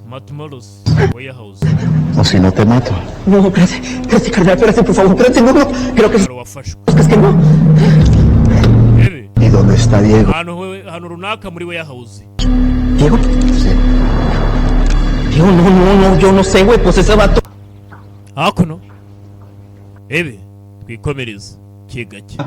Hola. Bravo. Hola. Detective. Tú debes de ser Diego. Ndakeka nawe Diego. Sí. Yego. No sabe el gusto que me da. We nta gitekerezo ufite cy'uburyo rwose nishimiye kuba nakumenya we Diego. Pásele. Injiro. Murakoze. Well, there were two guys who rented my truck a few days ago, but I have no idea for what. Let's see the rental paperwork. Let me save you. O si no te mato. Ninongera kukubaza uraza kupfa. Espérate, por favor, espérate, no. Buretse gato bro, buretse mwana, buretse.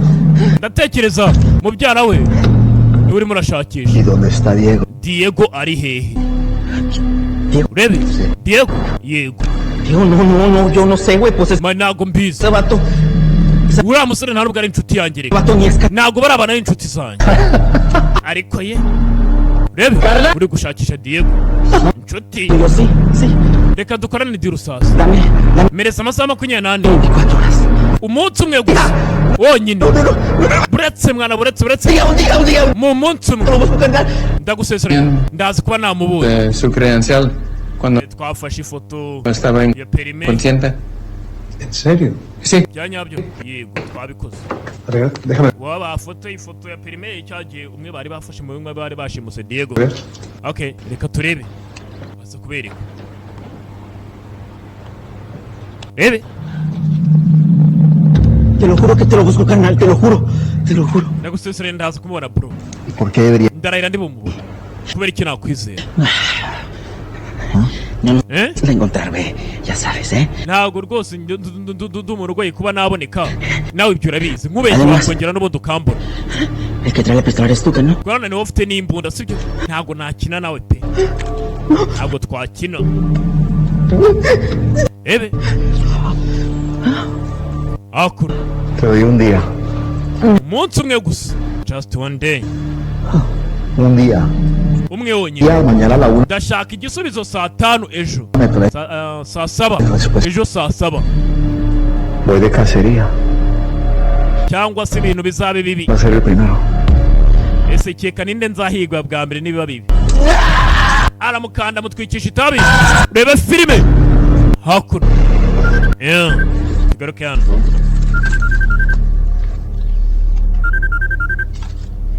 Ebe. Delgado. Detective Layla of the Brownsville, Texas Police Department. Hakuno kuri durane telefone. Filime. Kigaki. Delgado. Ni Delgado. Detective Layla of the Brownsville, Texas. Detective Rainey, the Brownsville Visa Department was nice enough to call the owner of the no police from the Texas department. Truck that was used. Bit of a dead end. The truck's owner remembers renting the truck to two white guys. Says he felt military or police. No record of the rental, no name, nothing. And you believe that story? I do. Yeah, the guy seemed both spooked and irritated, he said. Same way I'd feel if I got caught up in it. And where does that leave us? Nowhere for the moment. But you know what, let me look into what happened once they got here. Who knows, maybe I'll uncover something. So, I have something for you. hari ikintu nari ngufitiye. Don't be holding back on me, partner. Buretse gato mwana. One of the abducted group is back in Mexico. And umwe hakuno mubaje muri Amerika. During our umubari bashimuswe umwe yagarutse hakuno muri Mexico. Kugero namubazaga. Told me that he cracked a pipe over one of our assumed suspects. Yanyeretse umwe mu bo turimo turakeka aho ngaho muri DC. Ali. And while the suspect was unconscious, he kandi ukekwa took a photo of his license bafoteye perime ye and even called 911. ndetse banahamagara 911. We got a photo urimo uranyinisha ariko when the guy went to the hospital. Ubu dufite ifoto y'umusore wari uri kwa muganga. Crazy. You said yego nibisaza kuvuza. Send me everything you got and I'll check in with you after. Nyoreza ibintu byose ufite hanyuma ndebe ko ari cyo twabimaze. Check the DC out. Iravuga nta kibazo. Talk soon. Tuze kuvugana. Yabacanze bari gukorana hakurya hakuno. Right. The Seeds Project uyu mushinga w'imbuto is a smashing success. ugomba kugenda neza. Well, our team feels the same way, sir. Yego ikipe yacu rwose nayo iri mu nzira nk'iyo ngiyo nyakubahwa. You and I are taking on urabizi njye nawe a lot of risk. dufashe risk nyinshi kugira ngo ibintu tubikore nawe urabizi ko bitoroshye. Both see the good that this is doing for twese turimo turabona country. ibi bintu turimo turakora kandi turimo turabikorera igihugu cyacu. Absolutely, sir. cyane rwose afande. And I cannot be more proud of what we're doing and my involvement. ndetse rwose ntewe ishema n'ibyo turimo turakora. We're very happy to be rebuilding America to the great nation ndetse twishimiye kuba turimo turubaka Amerika that it once was. twubaka n'igihugu kimeze neza. So igihe twari duhari tukazajya tukira tuvuga ati twarakoze tukanishima nyine. yego ibyo ni ukuri. I have great news. hagati aho ngufitiye amakuru meza. Funding for the Seeds program Funding seed program will no longer be a problem. nta wamenya ko bizigera biba ikibazo. That's hari igihe bitaba n'ikibazo. exciting, sir. niko bimeze nyakubahwa. If this continues to go this well, ibintu bikomeza kugenda gutya bikagenda neza. there are some foreign officials who would just love to meet you. rwose bizaba ari iby'igikundiro guhura nawe. I welcome it. kano kanya. Thank you, sir. nawe kaze muri byo ukoze nyakubahwa. 3 seeds, Brad. imbuto eshatu bread. ASAP. ASAP. garuke hano. ibintu birimo abakomeye. hakuno. Here's the file. All I ask hakuno hari fayiro. is that you remain in my office while you review it. ndagira ngo hakuno. My pleasure. buretse gato. hakuno amafayiro yo arahari. bakuye kwa muganga. abakoze iyo bwabaga hakurya hakuno. ubonye ibyo wari ushaka. It looks like the admitted suffered from head trauma. birasa nkaho yari yagize ikibazo ku mutwe. You gave him a CAT scan and bamuhaye CAT scan. he was released with what appears to be a concussion. Let me take a peek.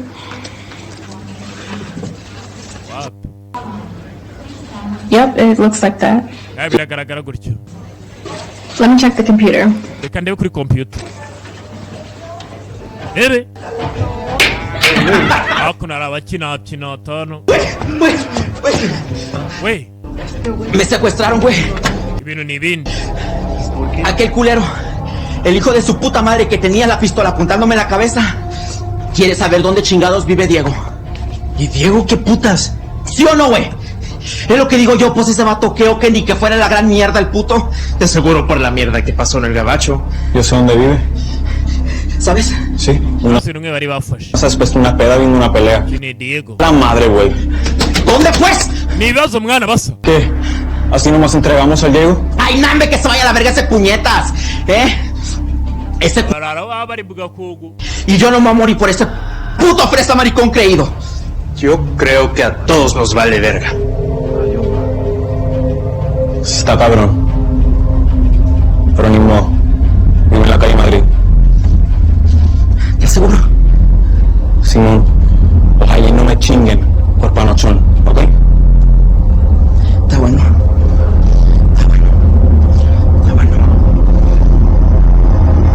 Baby. Where's Sean? Zana agatafari kawe hako. Gera vuba. Gotta love that he says please. Kereka ngende. Coming, sir. Daje fande. Close the door. funga umuryango.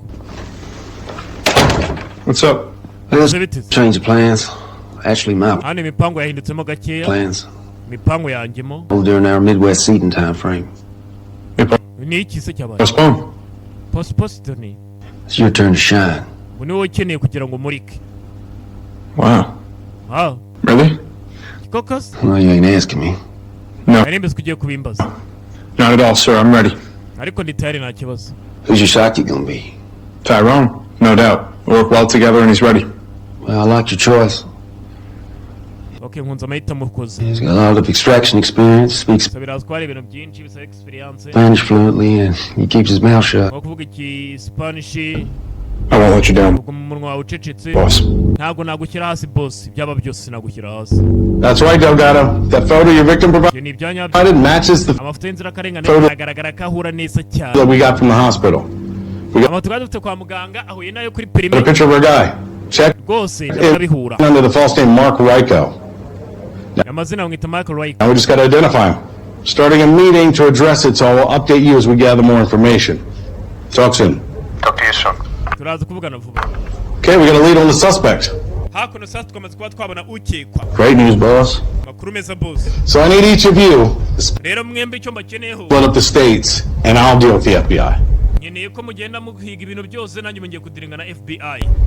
Look, some are going to say no. Kinje kuvuga hakuno. Let's see if we can get ahead. Reka turebe niba turi buze kuba twakoma umuntu. The FBI may end up joining this investigation. FBI nayo ishobora kuza kujoininga iyi perereza turimo. I know that Aski. all this shit. Baba pingana. Guys, come on, let's get to it. Okay, mureke dukora akazi rero. Uyera anga urareba numbaza bareba iki? Telefone irasona. Telefone irasona. Tester. Yego uri kubona testo. 3 C's, Brownsville again. Imbuto eshatu banga face again. Yeah. Numbaza ibyo bita imbuto ngo niki? Eyes on, finger ready for out. Amaso arahari. If it looks like a shit show, just shut it down. Any collateral concerns? Yeah, everyone understands the risks. Buri muntu wese arabizi ko harimo risk nyine. Ndabyumva.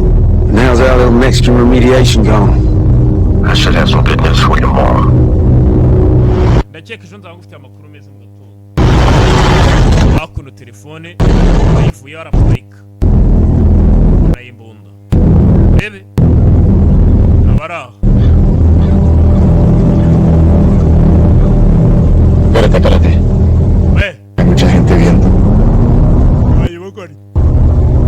¿Y entonces? ¿Qué chingos quieres que haga? Genda nakubibutsa kugeza ahantu ari. Que venga a darle Madrid a las otras. Basa barimo barahiga Diego. ¿Y cómo chingados le hago si yo no tengo el número de Diego? Pues es tu pedo, cabrón. Check ibyo ragaribye nakubwiye.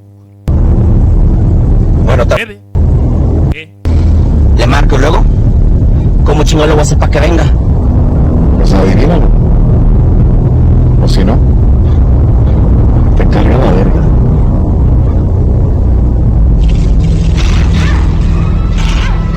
Look Bariyo. Kanishi. All done. Byose byarangiye. 3 hours on the button. You guys are unreal. Samake no kwerekera. That's what we do, brother. Byarangiye kabisa kamyemeza fresh. Tumufungo yerekere. Hakuno. Washa. Nyaro yegaga Diego. Gufungura ni Diego. ¿Cómo sabes dónde vivo? Ni ibiki tubafashe. Tenemos que hablar en privado.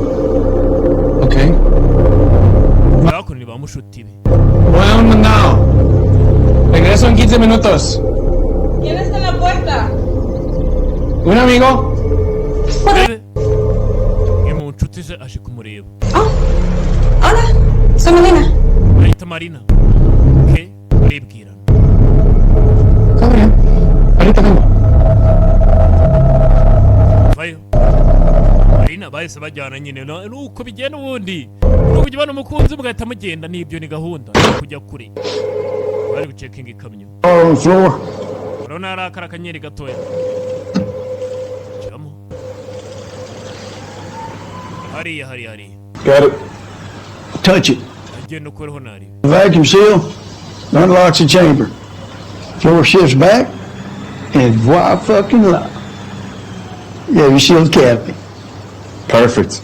Nzi neza kabisa harimo nyine icyumba tu ntabwo wapfa kureba ngo tubonamo indani ushaka ko gurukira ngaho kumbe yagikomeje. Enchi.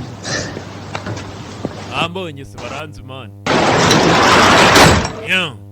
Hakuno mana bagenda. Vicario que levantó Mateo. Kureba Diego twabonye ko mugenzi we Torcido. yaje kwagira ati Diego arakenewe arashakishwa. Ebe film. Tú, morra. Basanyana mugenzi we. Pinche perro. Saca todos a la verga, los van a levantar. ¿Yo por qué? Ni idea. Direct. No sé. Pero se me hizo gacho no avisarte. ¿Eso es todo? Asumana Nichi. Mon, Diego, no te confundas. Tú no eres Chuchu, y nunca lo serás. Solo porque llevas sangre de José estoy haciendo esto. Ahora pélate. No te queda mucho tiempo,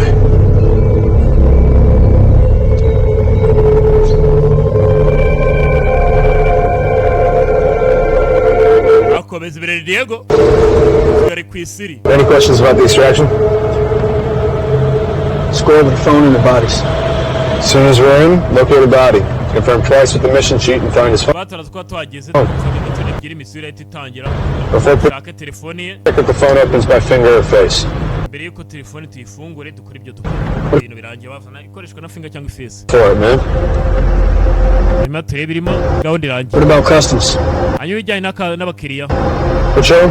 Buying some furniture for our store. We'll take some shit from the club, so looks legit. The club's got none? We need to find some.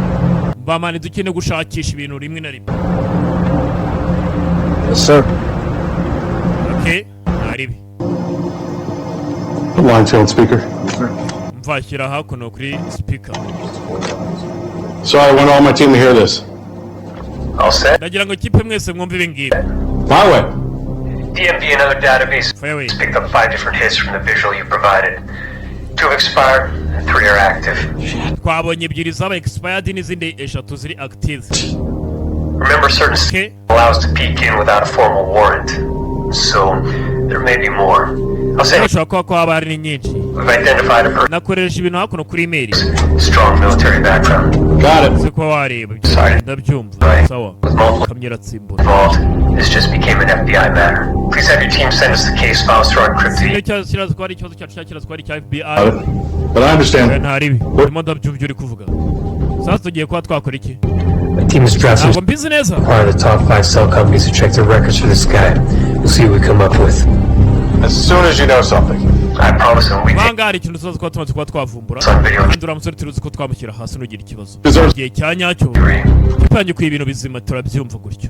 turore re filimi gake gake bakise Broadline ineke Kimu Entertainment gakono kuri FBI ku cyicaro bebe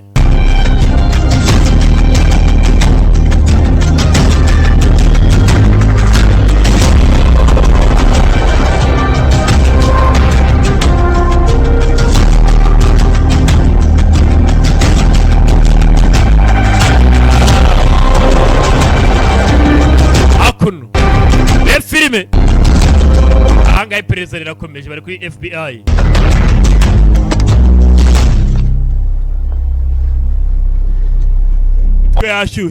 Lindquist. Okay, here's what we got. Our perp recently purchased a new phone. He's taking a trip as we speak towards the Mexican border. Now the second one. The second went dead within your jurisdiction. Uncannily right after he left the DC hospital. Unreal what technology can do. Our days are numbered. Speak for yourself. Sadly, speaking for all of us. Okay, here's our game plan. How can we start our game plan? On the ground. Assuming a similar MO. The police, coordinate with them, decide on a takedown based on safety and stuff. We're all looking forward to joining by video when this goes down. I'm a man of my word, Blattner. We'll talk soon. Thanks.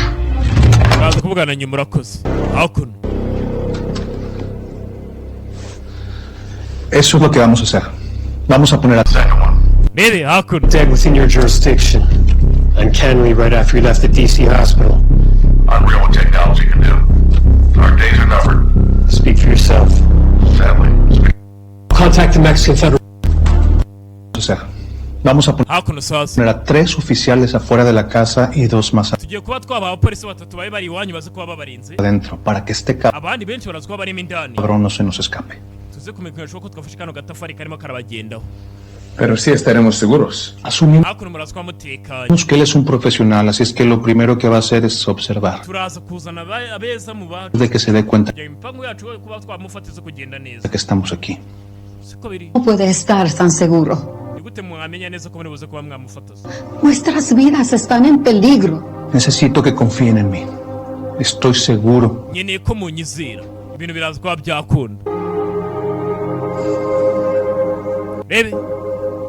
Kibazo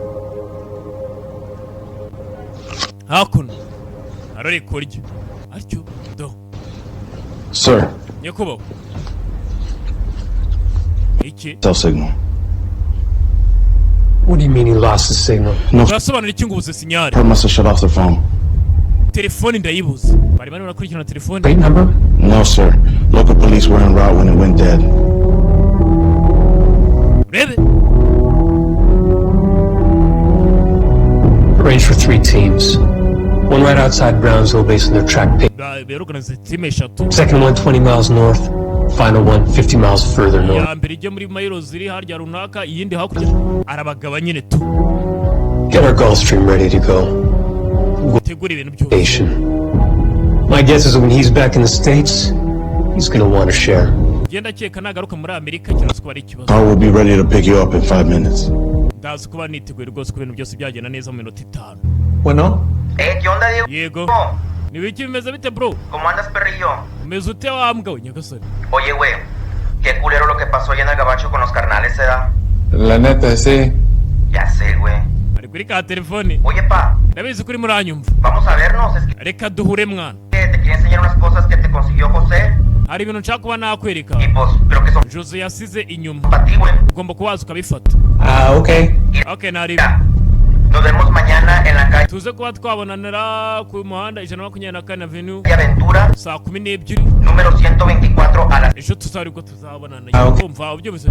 Sawa nari tuzabona. Nos vemos. Uri kubabagara. Wazahurire kuri muhanda ejo. US Mexico border tugere ku mupaka wa Mexique na America. Seas won't wake up if they search the back. Trust me. Everything. Kamyo yarahageze. Really? Gake mpora bucece mu gace bakise Broadline. We're gonna be fine. Just let me do all the talking. Don't sweat me. Yari ku mupaka bagomba gusaka imodoka bakaraba nyirabyo. Byangombwa bitayari bakabareka bakerekeza. Furniture store. Okay, we check inside. Turashaka gusaka. Ebe.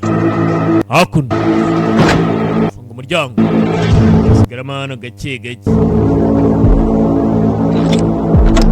Za gufungura ku modoka.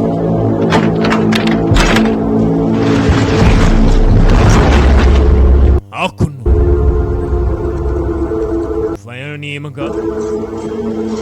Is that a table? Yeah, we found a cool looking one at the store. Decided to buy it. She showed up quickly. The internet, of course, so they had everything ready.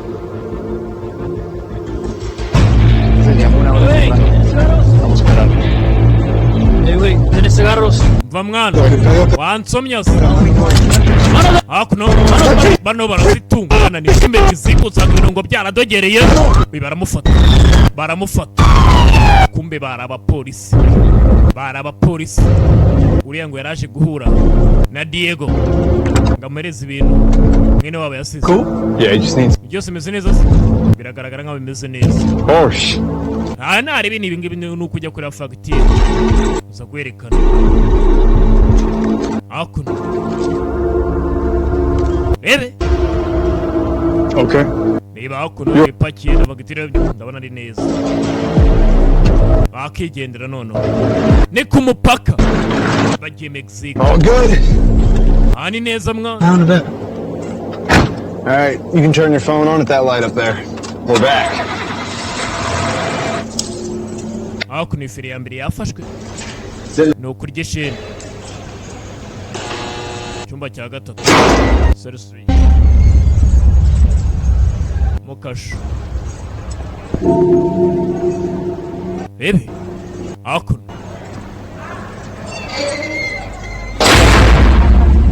ugiye kumuhata ibibazo hariya barabiguhata. Garuka. Sir, his phone is turned on. They're about 5 miles away. We can follow him through my phone. Plan is all set? It's all set. Everyone's set. Mipanga iracyayandi iracyagoye. He's dressed in Texas Highway uniform. We're good. Babaje ku mupaka bagogereye. Yafashwe.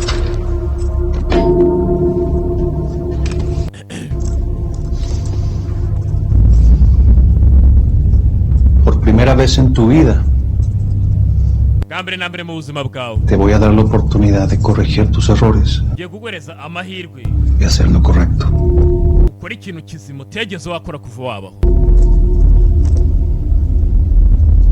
A ver, vas a llamarle a tu jefe y le vas a decir que completaste el trabajo. Nadie va a dudar de ti. Este secuestro fue una equivocación. ¿Cuál secuestro? ¿Cuál equivocación? You all set to witness this? Everyone get in here. Movie time. All right. Okay. Me, when it's go time, I'll bring you in.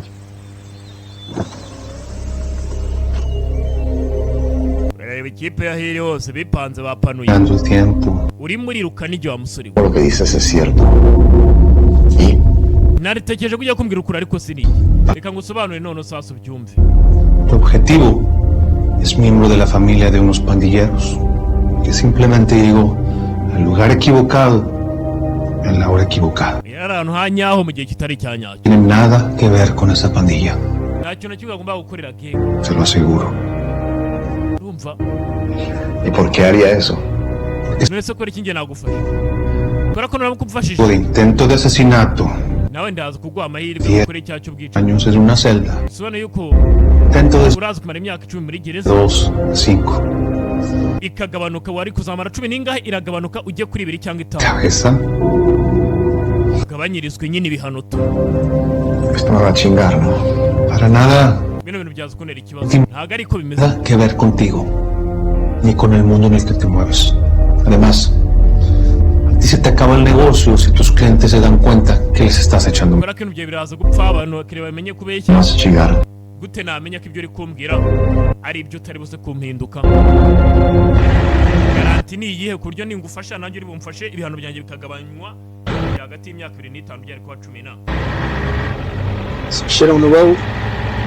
Not sure. Hano nta kibazo byarira mbizi neza.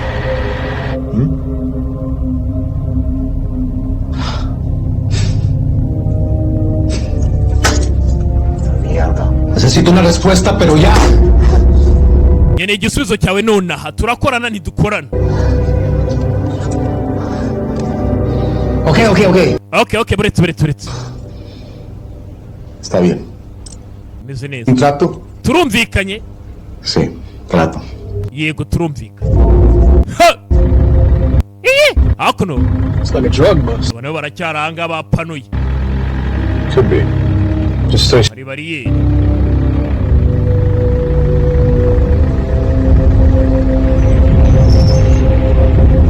Hakuno. What's good about this? Probably just an all good. Hakuno. Byose meze neza. All right, you can turn your phone on at that light up there.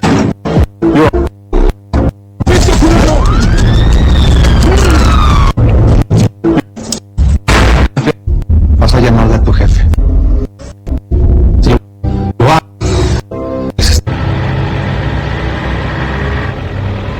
Ndakeka meze neza. Bisa nkaho umuhanda urimo umwanda. Sure. Ntabwo mbise neza. Be ready. Sitegure nyine be ready. Ebe. Hakuno no twari turi mwiyanga kubagaba kasubiyemo inyuma nagari njye ubikoze. Could be. Just stay sharp. Wego mutuje no panic.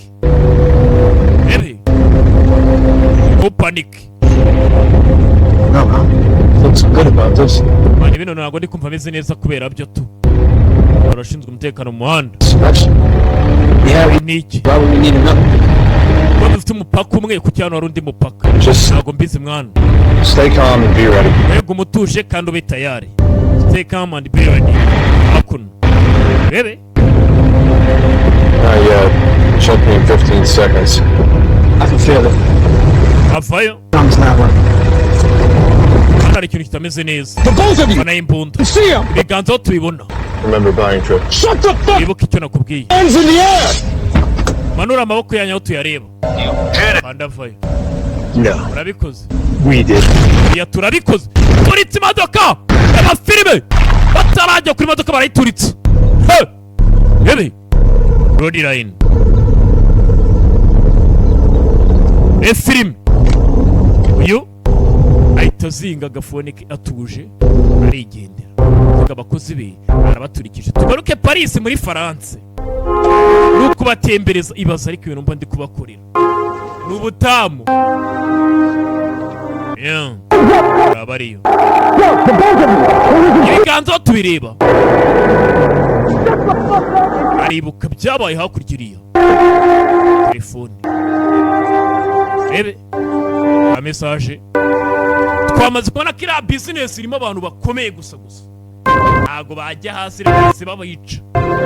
Kwica biciyemo n'abashinzwe umutekano b'umugabo. Iminsi biti. Akibuka babamanikisha amaboko. Babe bafashe neza. Bahita baturitsa. Ninde baturikije twabonye aho ndi bata tosto. Excuse me, gentlemen. I need to tell you. Nyanganira hakuno sasa. Nkeneye kwitaba telefone. Ebe filime. Iminsi biti. Aya. Nabikoze you did it. Jano. Dora gahinda. Nibyo yibuka ahari. Pari. Umusinzi w'Ipari n'uw'i Kigali bose n'abasinzi. Hakuno. Ko bamwe bari guserebura hakuno, ukabona niko yibuka timu ye. Messi itagenze neza. Imeze biti. Kene kwamaza ni 78385559. Twandikira kuri WhatsApp. Berera aho ngaho hejuru kuri ekara. Imeze biti. Uzamwumiyeho. Aramucanza buri cyakora. Imeze biti. About 3 miles outside of Brownsville. Hakuno. Killed before they came for us. I mean, who? Feds, ladies? Ese ninde? Ni Fedi, ni States, ni bande bari batwatatse. Quick. I think we're okay. Tekereza tumeze neza. To disappear. Program ikeneye kubibuzeho. Yararanga mu kirori. Ibintu bigenze nabi. Film. Tuze hano. Se acabó la pesadilla. Sospechoso está tras las rejas y va a estar ahí por bastante tiempo. De verdad. Ellos y tu mundo nunca se cruzará con el de ellos de nuevo. ¿Verdad? De eso puede estar seguro. Se lo agradezco. Desde el fondo de mi corazón. No tiene nada que agradecer. Fue un gusto.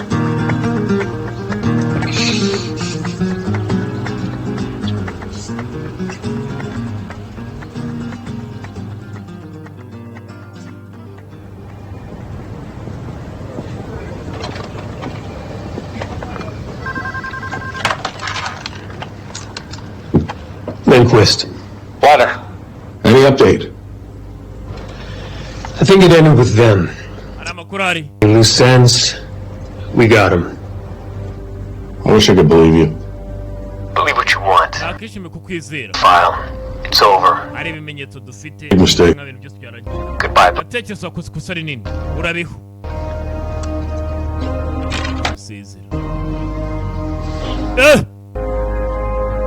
Aho bagenza abantu bakomeye abayobozi ntabwo nzi bari abantu babazaniye iki barimo bazanye bakora muri Amerika bica abantu iki n'iki undi bazanye umwe yarongera akora asubirayo yaragurutse ntabwo ikibazo gikemutse byose biti turore sigaye bamfunyikira abarezi n'abari n'ibindi ndayizanye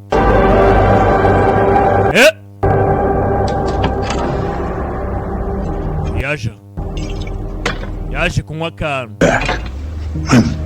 These things happen.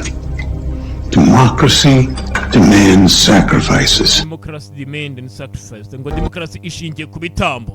Twese ibyo turabizi. Muri filime ni muri filime. Democracy ngo ishingiye ku bitambo. Tayari testo. Am I ever? Yendi hakuno. Karyose.